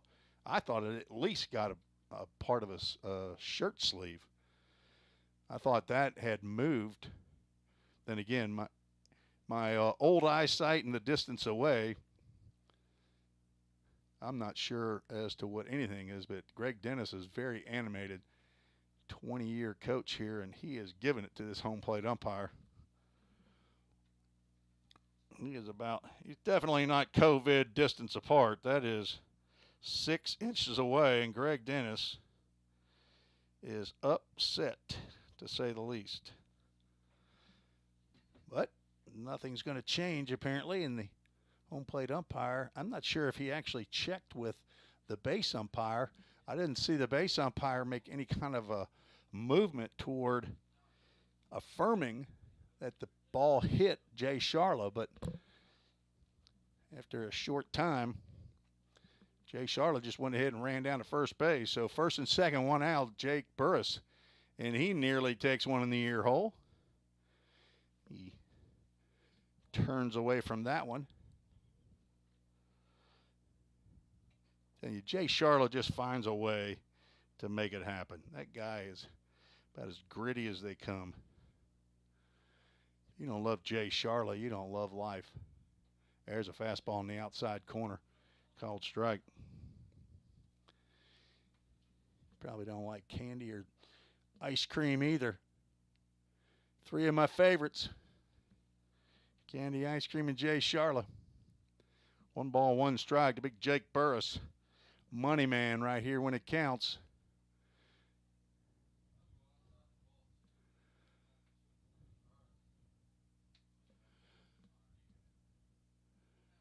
Burris with 8 RBIs, played in every game except one game. Now looking at a 3-1 count. Bryson appears to be a little rattled maybe. You see he looks down at whatever that is on his arm. I guess it's some sort of a digital device telling him what the pitch is, him and the catcher. The 3-1 pitch to Burris misses inside. Ball 4 and the bases are loaded. Or Ethan Huddleston, and out of the dugout comes Greg Dennis. This may be the end of the line for young Connor Bryson. He has walked his second batter of the inning, also hit a batter. So the 3 runners that are on base for the Pioneers are all gifts from Connor Bryson, and that will be the end of the line. We'll have a new pitcher for Chat State. We'll tell you about him when we return. You're listening to the Vol State Sports Network.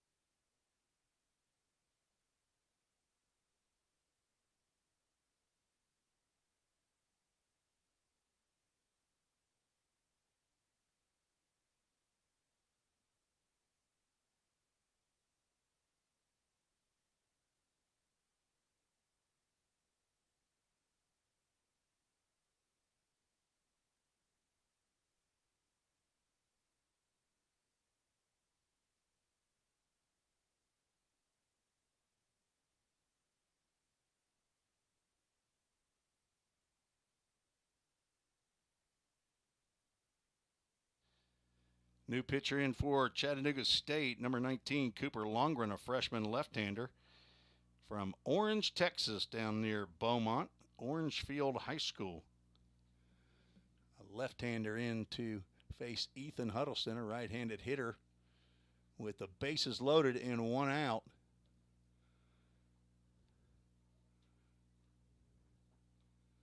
This is Longren's 3rd appearance. He's got a 1-0 record, 8 innings, 2 hits, has not given up a run or walked a batter, struck out 6, and into a sticky situation is Cooper Longren.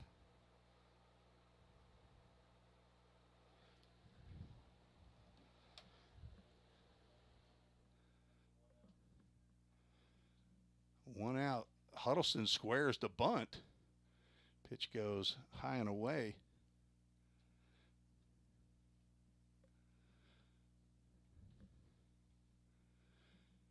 He does not square this time. Count goes 2-0. We've had a change up here in the press box. Tell you about that in just a minute as that pitch stays high, and 3-0 count now to Ethan Huddleston with Landon Godsey on deck. A walk to Carter Vrabel after a strikeout of Molnar. There is ball 4 as Cooper Longren issues his first free pass of the year, and it ends up being an RBI for Ethan Huddleston.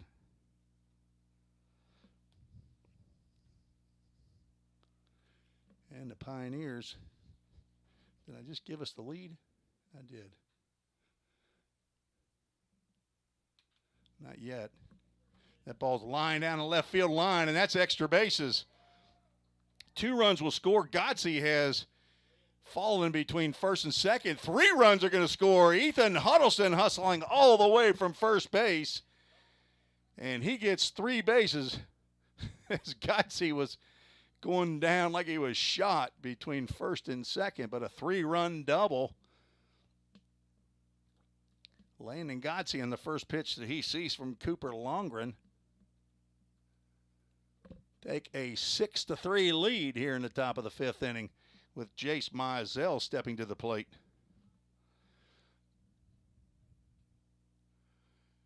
There's a shot into right center field. That'll get down. Godsey will probably be held as he had to hold up to see if that ball was going to be caught. So Jace Mizell delivers a base hit. Put runners at first and third. I need a timeout. I need somebody to go out there and talk to that pitcher while I get my book figured out.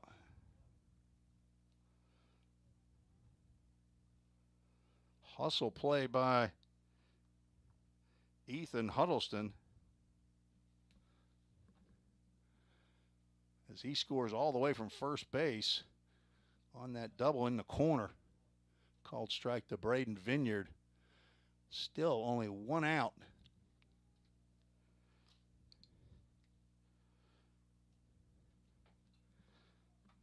Swinging a MGM Industries foul ball off to the right side.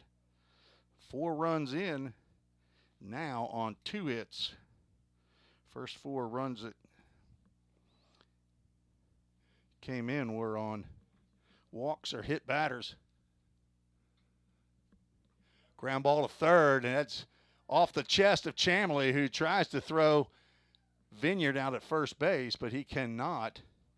Vineyard will reach on the error, but an RBI as Landon Godsey was going to score regardless. That puts another run on the board. First error of the ball game for either team.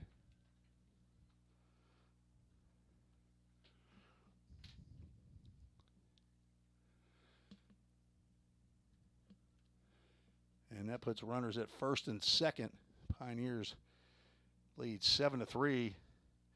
And another pinch hitter for in the designated hitter role. This is Brody Melton. Brody Melton is the new designated hitter. Greg Dennis will now come out of the Chat State dugout. New pitcher started to run in, but apparently has not been called upon yet, and he will now come on for Cooper Longren.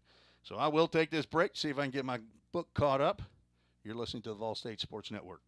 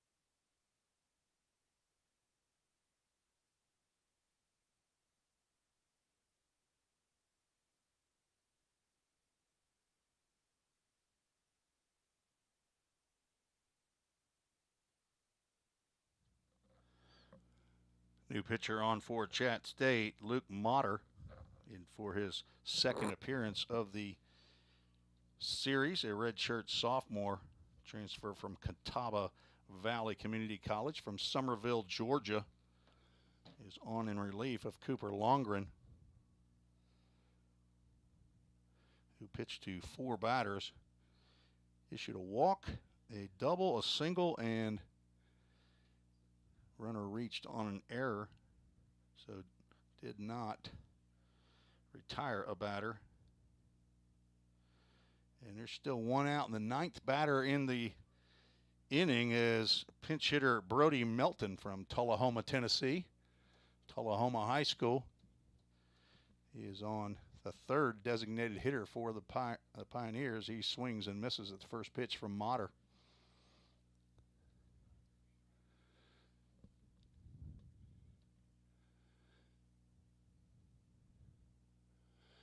Molnar trying to get Melton to hit a ground ball, and so far Melton has missed with his 2 swings. Big time hitter for the Pioneers in the fall, looking to get his stroke here as he is 4 for 27 in the early going, and swings and misses on that pitch, low and away, and he will go down on strikes. So 2 outs now. Carter Vrabel steps to the plate. He led this inning off with a walk.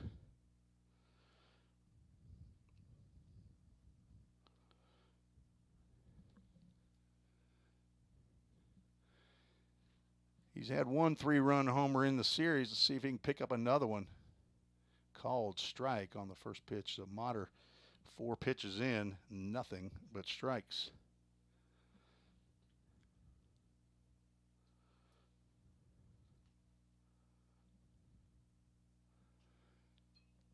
Popped up behind the first baseman. It's going to be a tough play and drop, but it is in foul territory. It should be Aiden McCaskey down there at first base now. And make sure he pinch hit for Tyler Stevens. Aiden, I need you to move your glove away from your uniform so I can see your number, buddy. There we go, number 27. It is, in fact, Aiden McCaskey.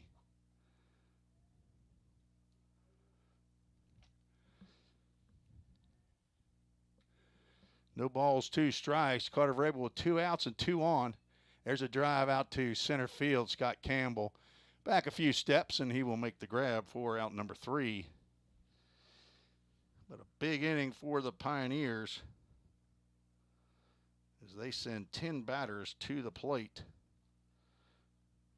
and score 5 runs on only 2 hits. Was 1 error and 2 runners left on base. I'm not sure how many of those runs right now were earned. I would say that all 5 of them, but I'll have to do some figuring to find out in case you're keeping a book at home, which I highly doubt it. The Pioneers take the 7-3 lead here in the top of the 5th. Scheduled for 9 innings here at Chat State. You're listening to the Vol State Sports Network.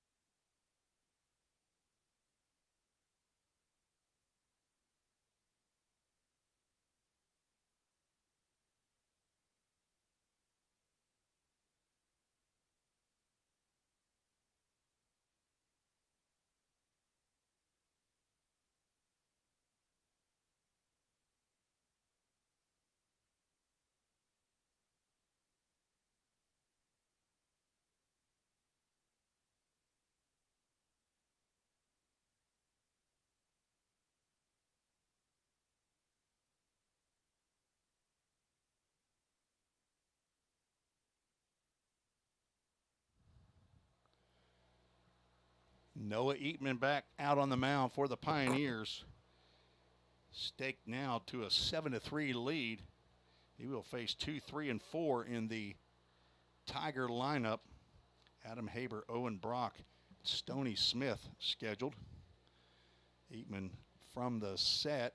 First pitch is popped up. Carter Vrabel giving chase, but it will land back behind the press box.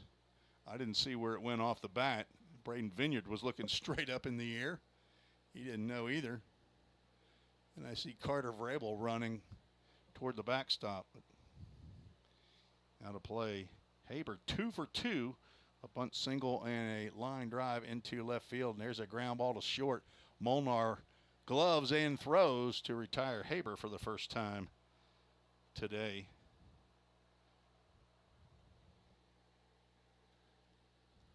Good start to the bottom of the 5th inning.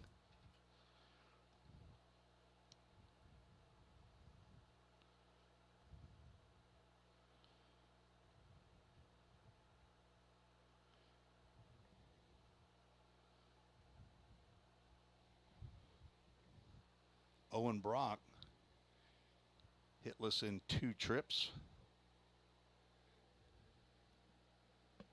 Not the case yesterday. That young man was on base seemingly every time he came to the plate. Popped up behind first base. Ethan Huddleston will move over into foul territory, make the one-handed catch for out number 2.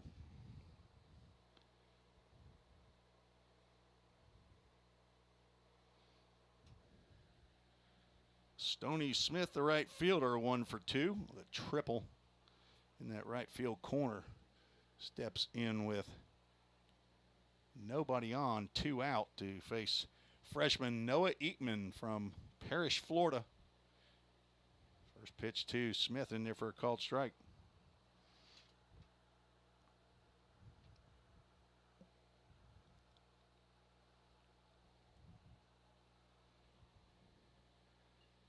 Ground ball to Vrabel at third. He gloves, sets himself and throws to Godsey. A 1-2-3 inning by Noah Eatman. The first of the game for either team. And after 5 complete, Pioneers lead 7-3. You're listening to the Vol State Sports Network on YouTube and Twitter.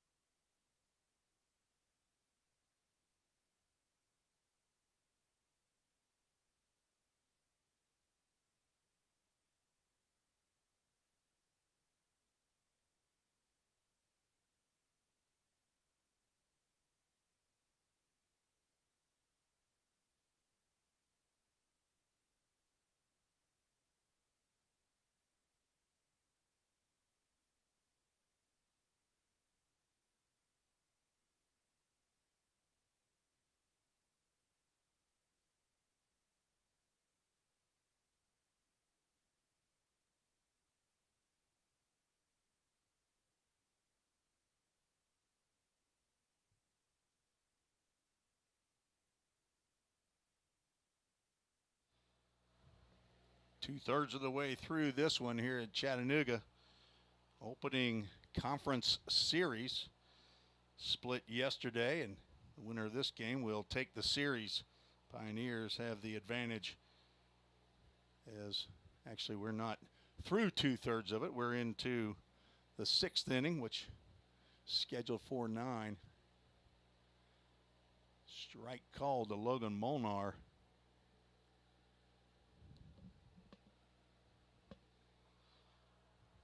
Molnar a home run and a strikeout, facing Luke Motter. Came on to throw a big old wet blanket over the Pioneers' big inning. He retired the 2 batters he faced. Breaking pitch swung on and missed.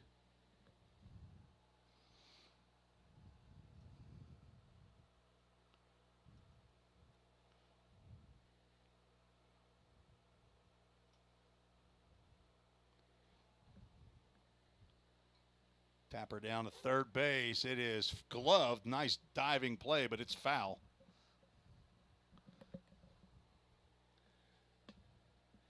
Count remains 1 ball, 2 strikes to the freshman shortstop, Logan Molnar.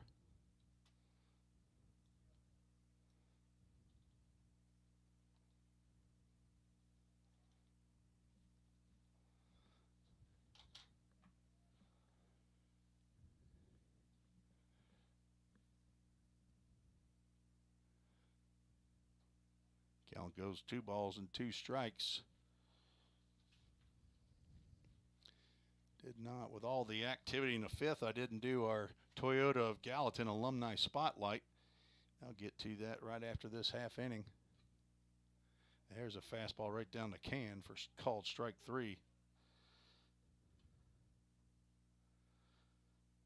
Second strikeout for Molnar. Brings it to play Big J Charla. Hit by a pitch and scored in the 5th inning. 0 for 1. Pops that one up. Might get out of play. Chamley over, but he will make the catch just before falling into the dugout. And he says no. That ball is out of play. And out comes Greg Dennis again.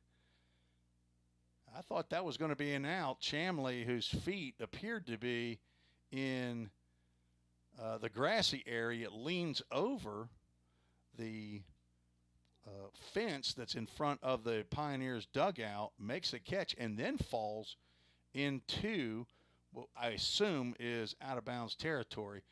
And the umpires now are discussing this, and I'm going to say that's going to be overturned. I think that that's probably a pop out, and Charla will be called out. Greg Dennis now seems satisfied. He will walk back to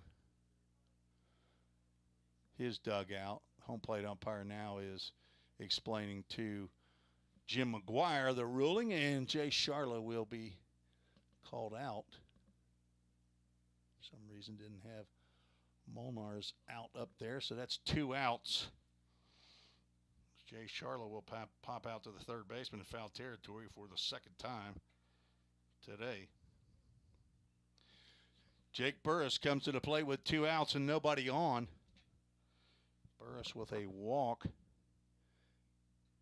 He hits a foul ball straight back at us. That was coming right here to the press box. Burris 1 for 2, singled to lead off the game, scored after walking. Pitch yanked way outside.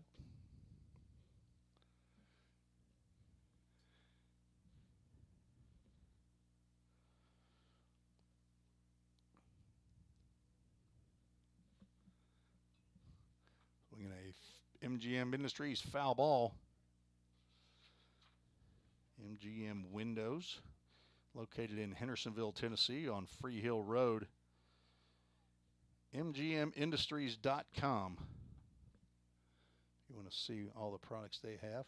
There's a pop-up again down that first base line. It's going to be trouble. Stoney Smith over, and he won't be able to make the catch, and the ball drops in fair territory.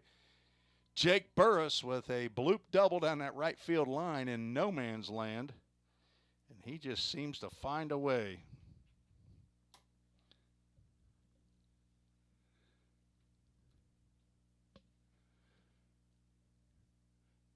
Burris's 4th double of the year. Puts a man in scoring position with 2 outs, and Ethan Huddleston to the plate. He is singled and walked in 3 trips to the plate.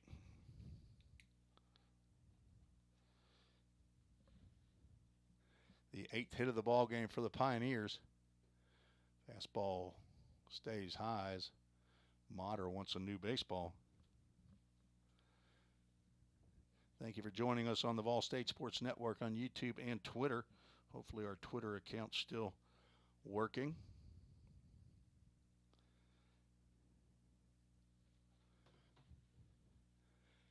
Second baseman comes up to move Burris back, and it seemed like I threw Huddleston off as his quarter swing apparently got one of the stitches out of 108 on that baseball. Fouled it back. Another pitch around the neck.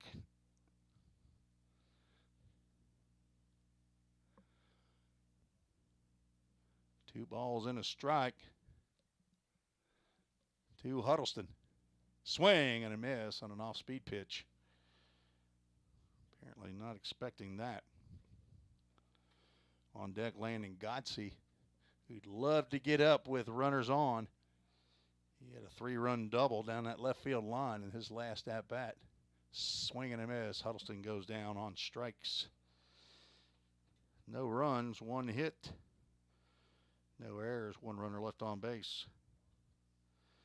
After 5 1/2, the Pioneers lead 7-3, and it's time for the Toyota of Gallatin Alumni Spotlight. We've had Tanner Sandell in the press box to start it off, and then Bill Ridings, who I actually saw between the two games, 1978 and 79 Vol State player. Then Henry Mosley yesterday and Dalton Pizer in game 2. Today's is Cam Matting, another former teammate of many of these Pioneers on the field today. And some of you remember Cam, a first baseman from Stewart's Creek High School, 2019 grad.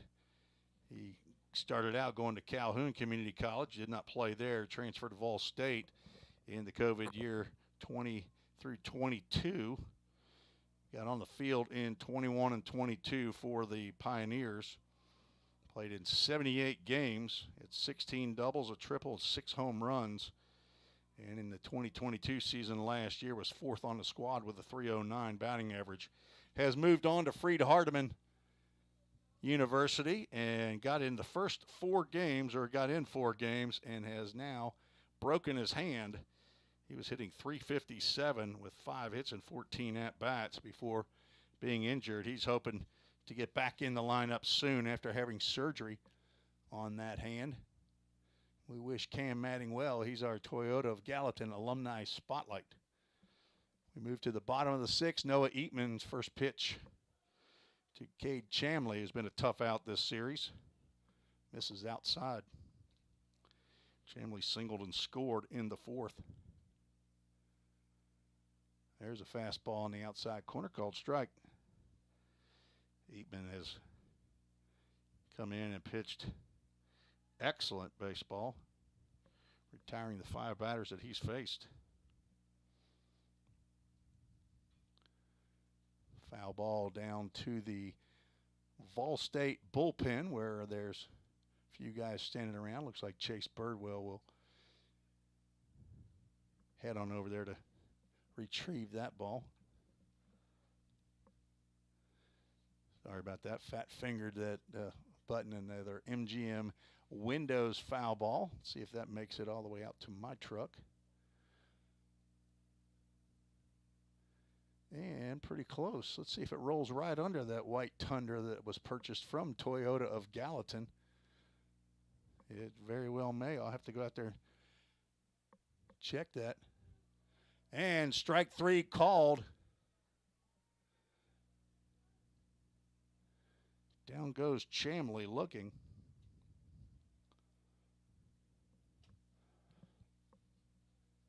We're the first out here in the bottom of the 6th. Brings up Mason. Nope, not going to be Mason Page. We're going to have a pinch hitter. Cole Brennan, number 15, will come on to hit. Thank you to Garrett Borst, our new PA and ultimate plate spinner over there. Broadcaster, scoreboard operator, DJ, public address announcer. You thought you were busy when you were out there on the mound, young Garrett Borst, but now, I mean, you got equipment all over the place.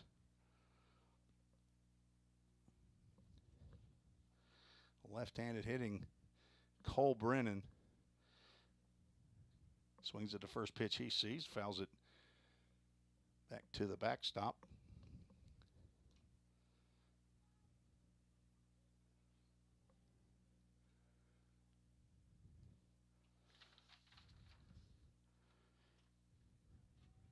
Brennan was the DH for game 1, hitting in that 4-hole.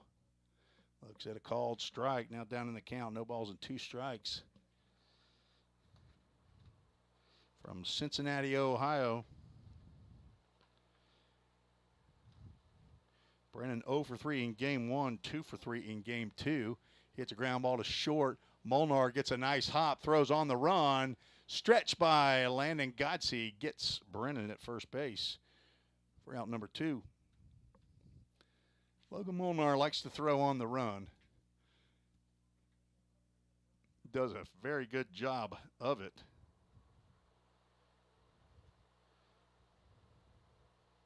So with 2 outs, C.J. Morrow, second baseman for the Tigers.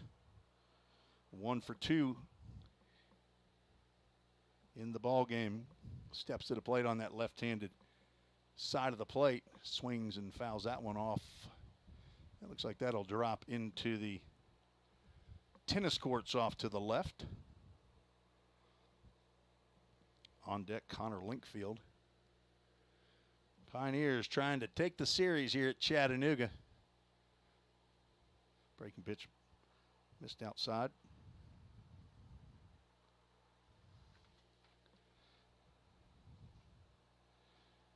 A 7-3 lead here in the bottom of the 6th inning. Again, scheduled for 9 innings. Line drive out to left field sends Jay Sharla back, but he is under it and makes the catch over his head for out number 3 in another 1-2-3 inning for young Noah Eatman, as he is set down 8 in a row. We are through 6. Now we're 2/3 of the way through.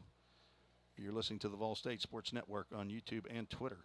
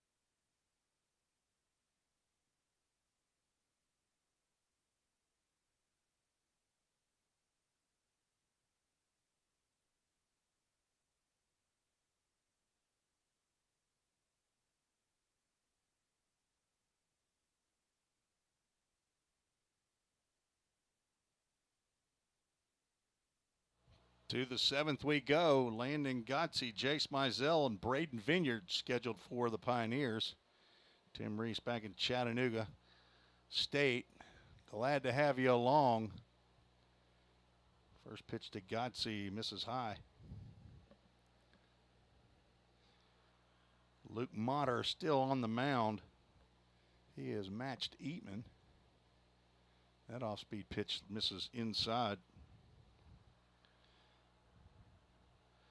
Other than the Jake Burris double, he has retired 5 of the 6 batters.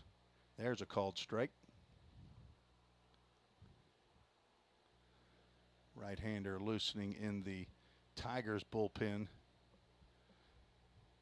No one in the Pioneers bullpen. Swing and a miss on another off-speed pitch. Godsey doubled with bases loaded in the 5th. A big hit in that inning, the 5-run 5th inning for the Pioneers. Looking to get aboard, and he will get aboard with a hit by pitch on the 2-2 that came inside. He would limp on down to first base, the first hit batter by Luke Motter, the second hit batter by Tigers pitching. Big Jay Sharla got smashed earlier. Actually, he didn't. I think he got hit in a shirt. That brings to the plate Jace Mizell.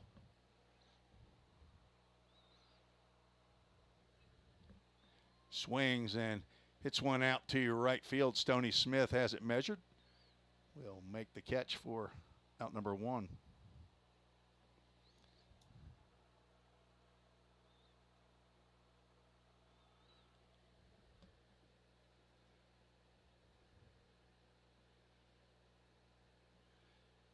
Braden Vineyard steps in.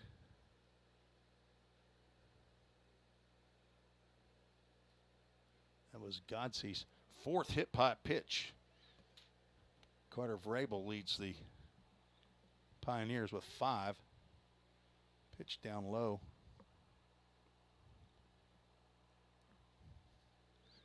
See if I can catch a score over there at softball field. Looks like the Lady Tigers have gone up 7-6. Looks like they're batting in the bottom of the 6th. Their games go 7 innings. They'll be playing a doubleheader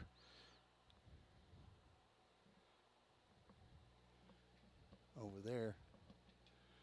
2-0 now to Braden Vineyard. Let's see who's on deck. Looks like Brody Melton. That's been a revolving door, the designated hitter spot for the Pioneers. Swing and a miss on the 2-0 pitch, off speed. Vineyard expecting a fastball and got the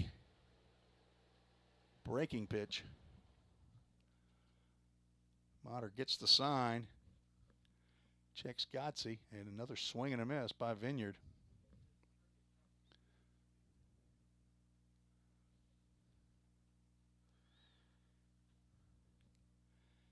Seven runs, 8 hits, no errors for the Pioneers. 3 runs, 7 hits, 1 error for Chat Stay. The umpire had a little bit of a flinch there.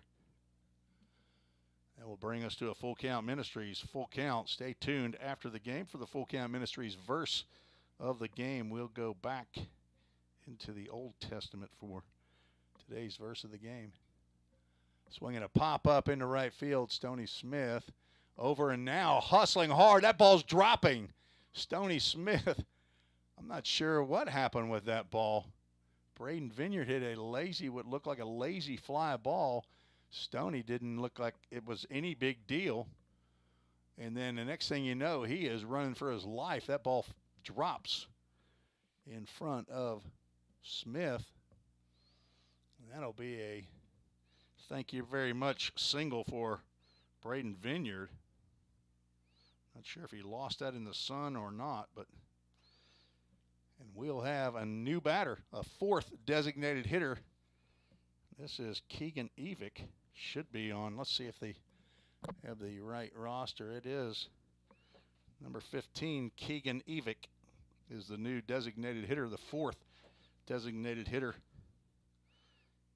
His first plate appearance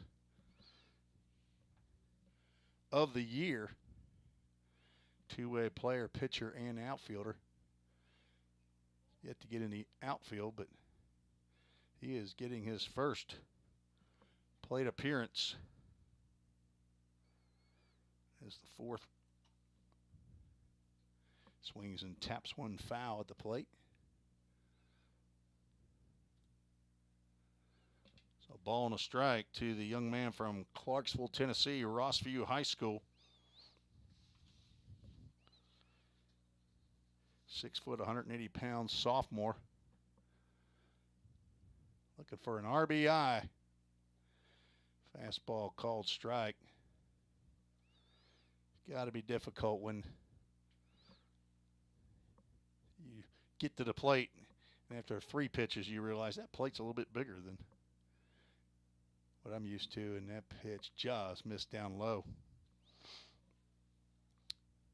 Evick, the son of Curtis and Tracy Evick. Hopefully you all are tuning in to watch and listen to Keegan's first. There's a ground ball. Could be 2. Morrow over to link field. Evick beats that one out. So good hustle play by Keegan Evick. Puts runners now at 1st and 3rd. But there are 2 outs.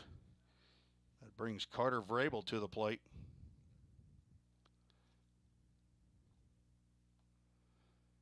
So Vineyard will go back into the dugout after being forced at second base.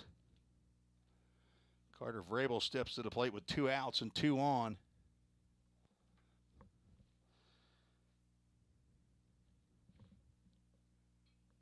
He pops one up. Second baseman C.J. Morrow in the infield, and he will move about 10 steps to his left as well. I see the flag out there, but it doesn't appear to be too monumental. Gonna pop up on the first pitch that he sees. Carter Vrabel retired. No runs. There was 1 hit on the flare down the right field line. No errors. 2 runners left on. 6.5 completed. The Pioneers still lead 7-3. You're listening to the Vol State Sports Network.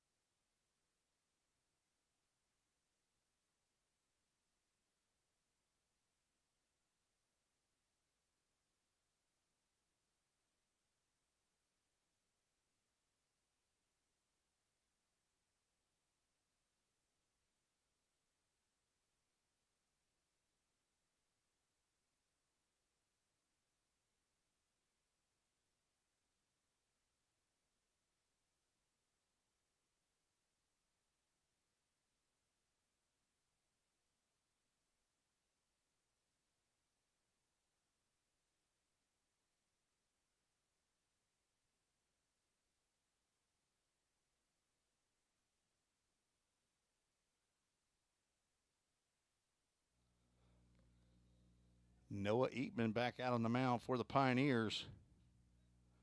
His 3rd full inning of work. He came on in relief of Parker White in the 4th inning with 1 out, and has retired 8 straight batters. Connor Linkfield, who is yet to be retired, was the last batter that Parker White faced, is in the box and looks at a breaking pitch for a called ball.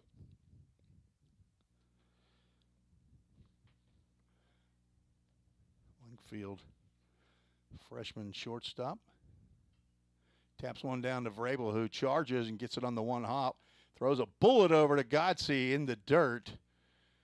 Godsey unable to pull that one out, and he might have caught some of that either on his wrist or bent the glove back, but that will be an E5. I guess I failed to hit the button. I apologize, folks. Vrabel had plenty of time. He just came up and threw that one in the dirt. First error for the Pioneers. Brings to the plate Aiden McCaskey. He swings and drives that one. That's a no-doubter out of the ballpark. Jace Mizell, and it was foul. Okay. I never even saw it, but I saw the reaction from Jace Mizell, and I heard the reaction from Chat State, and I knew that ball wasn't staying in the ballpark, but then I had to look at the home plate umpire, who raised his hands and said, "No, sir, that is a foul ball."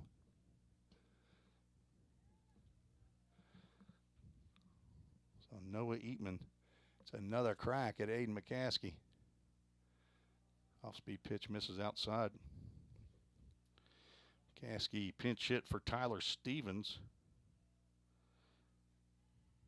In the 4th, popped out to the second baseman and then went out to first base. As Eatman now on 2-1, and that long fly ball apparently has awoken the Chat State dugout.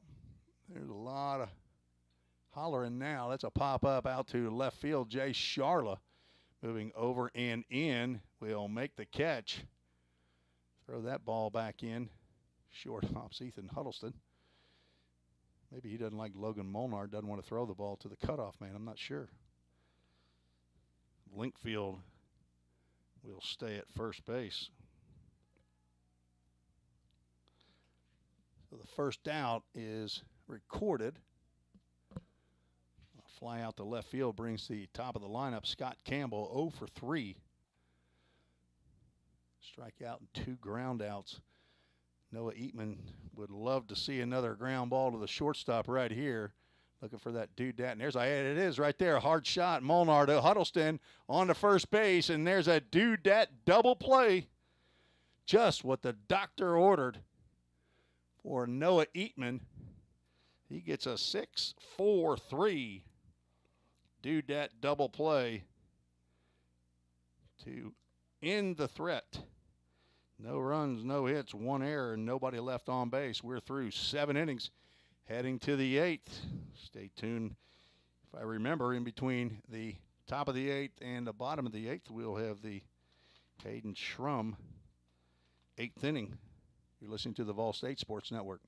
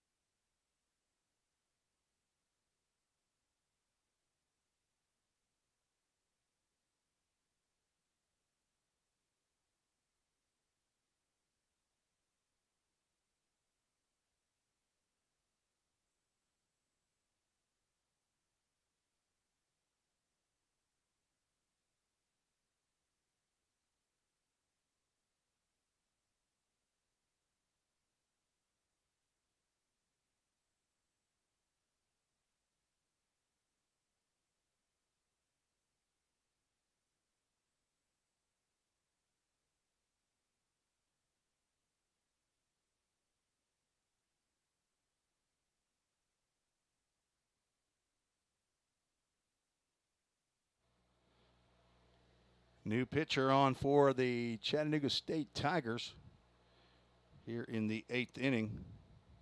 Landon Richards on in relief of Luke Motter. He went 2 2/3.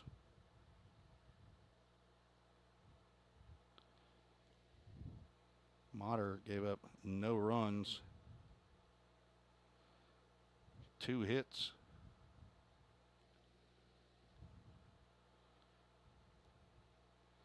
Hit 1 batter. And Richards will be on to face Logan Molnar, who leads off the top of the 8th inning. First pitch he sees is a called strike.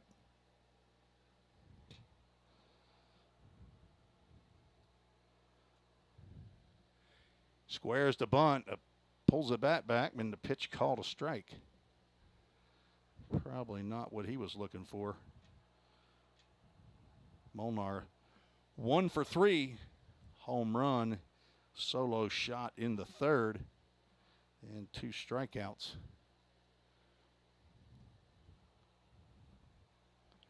Landon Richards, a redshirt freshman from Jefferson, Georgia.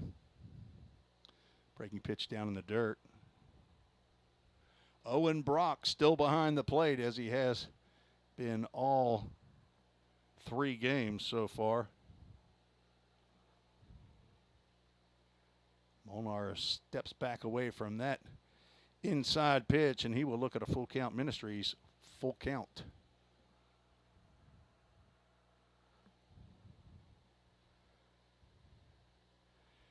Logan Molnar will take a walk after going 0-2. Richards loses. Molnar, Big Jay Charla steps in. Number 9 hole hitter popped out twice to the third baseman Chamley in foul territory. Hit by a pitch and scored in the 5th inning. And I would guess he's going to have a good chance to bunt right here. He squares around, lays one down. Landon Richards throws high, but McCaskey able to keep his foot on the base. He's a pretty tall fellow himself, and Jay Charla gets a sacrifice bunt, 1, 2, 3. On the play, Molnar moves down to second base.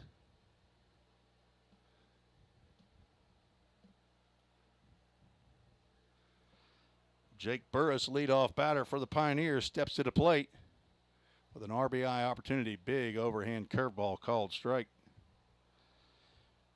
Burris, a bloop double down the right field line. He's 2 for 3. Scored a run. Runner takes off. Ball in the dirt. Throw down to third base is not in time.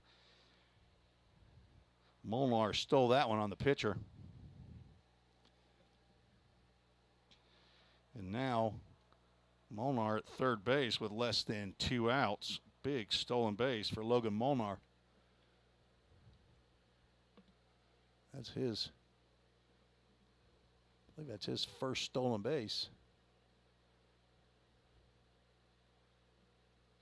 It is.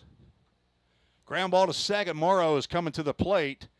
Throw as Molnar dead at the plate. So fielder's choice as the infield was in. Molnar pleading his case, but home plate umpire is not going to change for that. So the second out recorded at the plate brings it Ethan Huddleston up for his 5th appearance.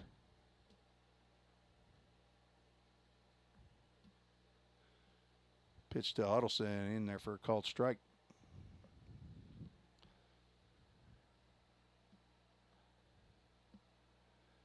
So 2 outs. Swinging a drive down the left field line, but foul out of the park. Count goes 0-2 with 2 outs.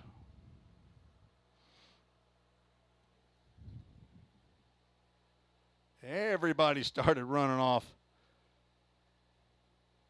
from the left side on that pitch, but ball 1. Landon Richards is working quickly. Runner takes off, had a bad jump, and breaking pitch misses down low. Jake Burris is down to second base and actually rounds the base. Count goes 2 balls and 2 strikes. Burris, stolen base. Swung on and fouled off. Shannon Zettel, his mom, down underneath the umbrella, right behind home plate. Dan Zettel, his stepfather. He's a good, safe distance away from that umbrella so he doesn't get drilled when she moves that thing around. 2 balls, 2 strikes. Huddleston looked that one all the way in. It went down low, and he will look at a full count. Ministries full count. First base open, and Landon Godsey on deck. Swinging a drive out to left field. Haber going back, and he will make the catch on the warning track. Huddleston just missed a 2-run home run. Pioneers threaten, but cannot bring one home. No runs, no hits, no errors. 1 runner left on base. We're through 7.5, and it is time to tell you about the only number that's ever been retired in Ball State baseball history. That is the number 8, and that's why we do this in memory of Hayden Shrum, S-H-R-U-M, here in the 8th inning. He's a 2005 Macon County, Tennessee high school graduate, a right-handed pitcher, went on to Vol State, played for Mike Crosland in 07 and 08, or graduated in 07, so played in 06 and 07. Went on to MTSU. While he was there at MTSU, he was diagnosed with leukemia and kept a close relationship with the coach, Mike Crosland, at Vol State. Ended up passing away on May 26, 2010. His motto was no regrets. Never had a chance to meet Hayden Shrum or his family, but just want to give this tribute to the young man who's the only number ever retired you won't see a Pioneer wear the number 8. There's your 8th inning tribute to Hayden Schrum. As we move to the bottom of the 8th, Noah Eatman still on the mound for the Pioneers. Facing 2, 3, and 4, Adam Haber, Owen Brock, Stoney Smith for Chattanooga. Swinging a drive into the gap in right center field. Mizell over to cut that one off, and he will keep Haber to a single, who's now 3 for 4. Good-looking hitter. Typically been going to left field with his swings, but got around that one. The 8th hit of the contest for Chattanooga State, who came in with the best batting average in the conference, in the series at least. Hitting .370 now. Pickoff attempt at first base, not in time.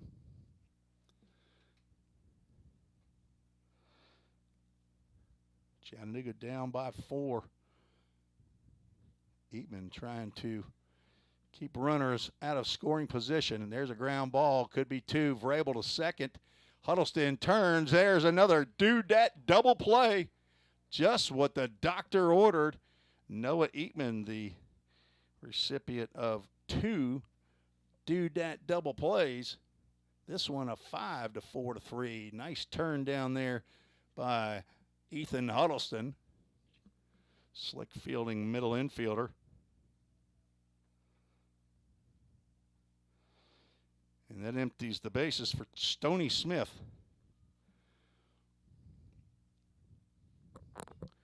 As a ground ball to Huddleston, gets it on 3 hops. Throws a little bit wildly over to Godsey, who was ready, and makes the catch for out number 3. So a leadoff single wasted by the Tigers. End up 3 up, 3 down.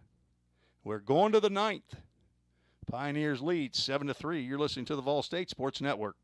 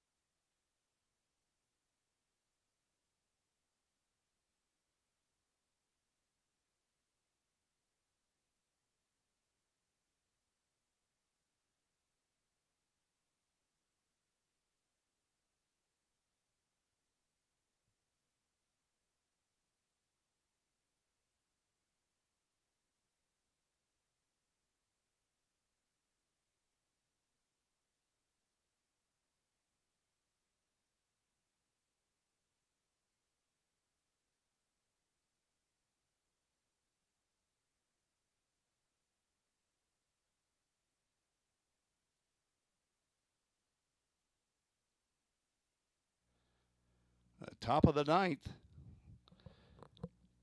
Tim Reese back at Chattanooga for what the Pioneers hope is the last inning of the series. Landon Godsey steps in. Sees the first pitch inside for ball 1.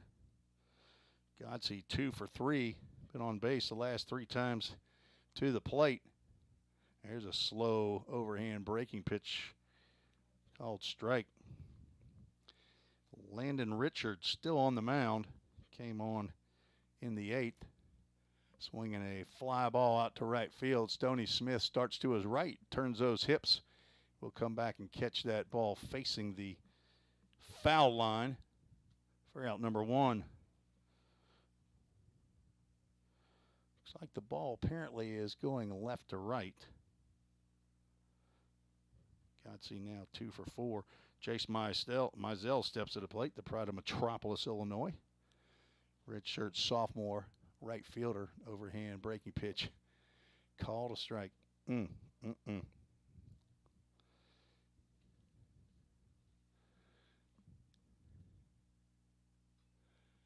Fly ball out to left field. Haber goes back and now over toward the line. Makes the catch for out number 2. 2 quick outs here in the top of the 9th inning. Catcher Braden Vineyard singled on a pop-up that Stoney Smith was just totally bamboozled by, I guess. It looked like it was going to be an easy fly out, but apparently not hit as far or as close to Stoney in right field as he thought. First pitch to Vineyard. Misses. Braden 1 for 4. Strike called. Owen Brock sticking it and getting that ball back to Landon Richards quickly.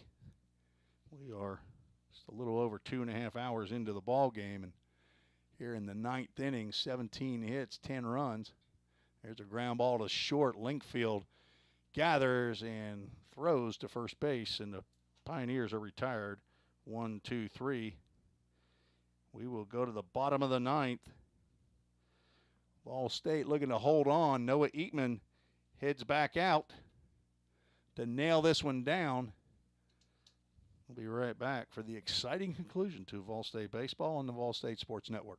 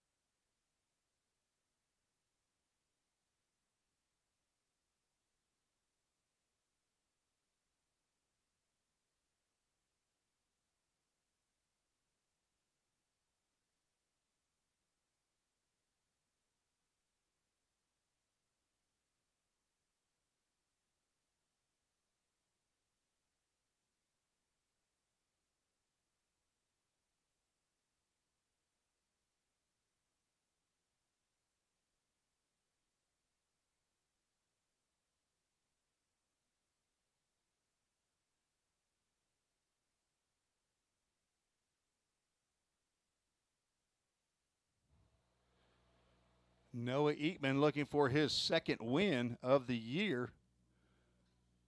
If he can hold on, or at least the Pioneers hold on to the 7-3 lead that they have here, he will get win number 2 against no defeats. Connor Bryson, the pitcher of record for Chattanooga State. He came on in the 4th inning. Eatman looking in for the sign as he will face 5, 6, and 7 in the Chat State lineup. Fastball on the outside corner called strike. Cade Chamblee 1 for 3 has an RBI and a run scored. Had a good series as the young third baseman. Swings and fouls that one off into the parking lot at MGM Industries. Foul ball. And that will hit a white Tundra, but not my white Tundra. There's one backed in. Count goes no balls and 2 strikes. That ball about a 56-footer, 57-footer that no harm, no foul. Hopped over Braden Vineyard's left shoulder. Thank you again for joining us here on this beautiful Monday afternoon. Another pitch low and away.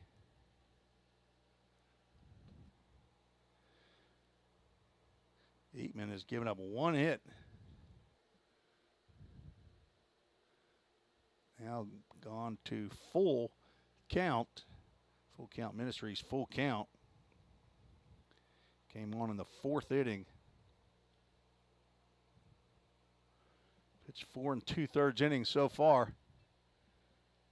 Fly ball out to right field. Jace Mizell has it measured and will make the catch for out number 1 here in the bottom of the 9th inning.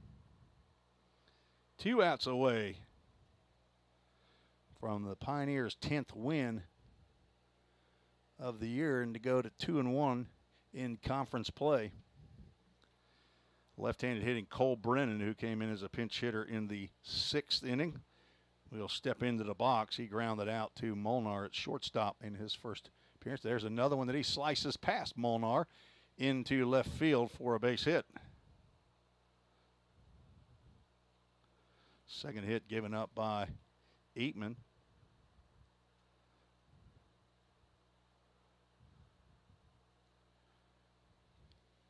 A 9th hit for the Tigers. So 1 on and 1 out. C.J. Morrow's 1 for 3 steps to the plate. Breaking pitch on the outside corner called strike. Could Eatman do it again? Could he call the doctor for that prescription? Looking for the doodat. Double play. Could he get it 3 innings in a row? This would end the game if he got a 3rd double play. That pitch just missed the zone. On deck, Connor Linkfield, who is 2 for 3, been on base all 3 plate appearances.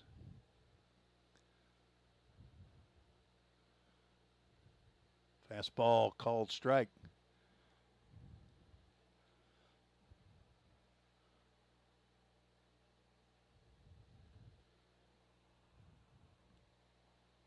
Pioneers 9-8 on the season. 12-2 are the Tigers. Throw over to first base, almost over the head of Landon Godsey. Good thing he's about 6'2".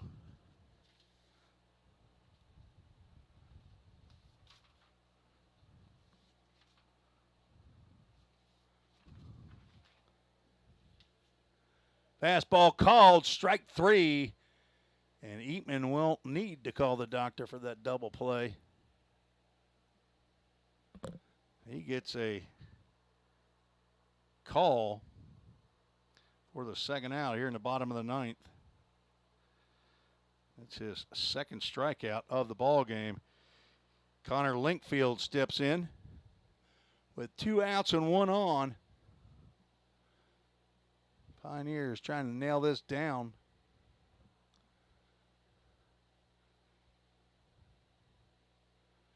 Linkfield trying to get a hit by pitch right there as he's tapping his left elbow.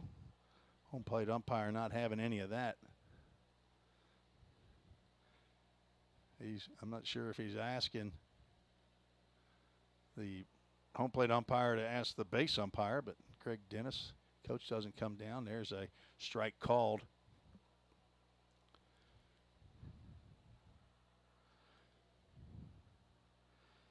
Check the emails. I see DeLynn Charla has checked in.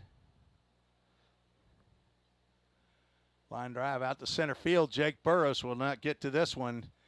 It'll be a 2-out base hit for Linkfield, who's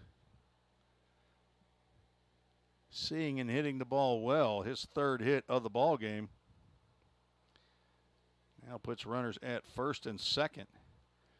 And Aiden McCaskey, who put a charge into one in his last at-bat, but it went foul down that right field line. Runners now at first and second. But the tying run is in the on-deck circle, which is where Noah Eatman and the Pioneers want to leave him. Fastball on the outside corner. McCaskey shakes his head at the called strike. DeLynn, I haven't heard that the middle school story about Big J Charla did not make his 8th grade team. Nice block by Vineyard. Cut from his 8th grade squad. Been working hard ever since. I bet he has.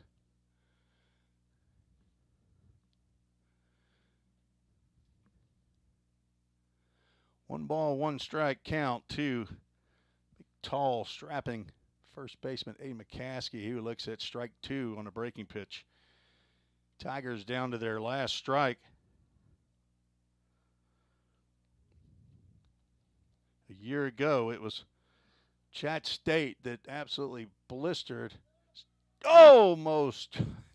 A lot of movement from Pioneers fans right there and players. Count goes 2 balls and 2 strikes. A year ago, Chat State put it on the Pioneers. Again, a pitch that I would say has been called a strike. We'll go to a full count. Ministries, full count.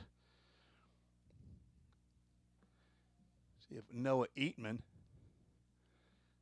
can finish this off right here. Braden Kale gives them the sign, and the 3-2 pitch is swung on and driven out to center field. Jake Burris has it measured and makes the running catch for the 3rd out, and the Pioneers close it out and take game 3 of the series and move to 10-8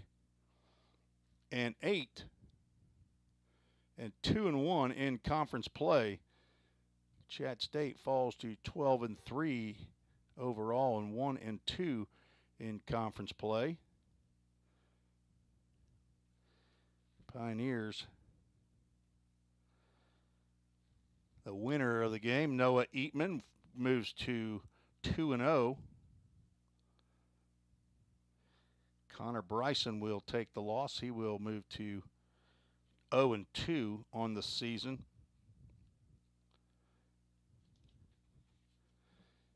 And the Pioneers, elated as they will get on the bus after the Vol State women's game. I think they are getting ready to play game 2 out there for the Lady Pioneers. I did not catch the final of game 1, but I will get some totals together and be right back as the Pioneers take game 3 of the series, 7-3. Be right back on the Vol State Sports Network.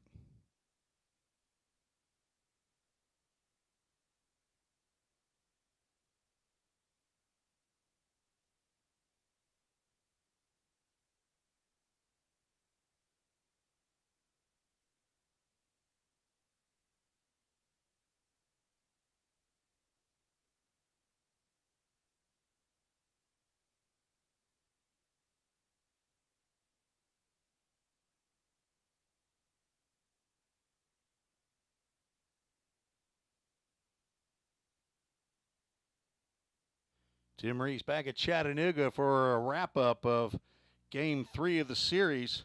The Pioneers have defeated the Chattanooga State Tigers. Thank you all for joining us here as the Pioneers finished 7 runs, 9 hits, 1 error. Chat State, 3 runs, 10 hits, and 1 error. And the right rug flooring player of the game for the Pioneers has got to be Noah Eatman, who came in the 4th inning and put that big wet blanket down. He ends up going 5 2/3 innings, gives up 3 hits, no runs, did not walk a batter, struck out 2, and gets his 2nd win of the year. So the right rug flooring player of the game, Noah Eatman. Congratulations, young man. What an awesome performance. I have no idea how many pitches he threw. I don't keep that stat. I don't know that anybody does, but the Pioneers, as I said earlier, moved to 10-8 on the season. Chat State falls to 12-3. The hitting stars for the Pioneers, Landon Godsey, 2 for 4 with 3 RBIs, a big 3-run double in the 5th inning. Pioneers went up in that 5th inning. They were down 3-2 and scored 5 runs in the 5th to take the lead, and zeros across the board in the 6th, 7th, 8th, and 9th for both teams. They held on to the 7-3 win. Logan Molnar with his first collegiate home run. Pioneers hit a home run in each of the 3 ball games. Carter Vrabel in Game 1, Jace Mizell in Game 2, and Logan Molnar in the 3rd game. 3-run homer, 2-run homer, and a solo shot. So congratulations to Logan Molnar. Jake Burris, 2 for 4 on the day, a single and a double. Those are your hitting leaders. Been a great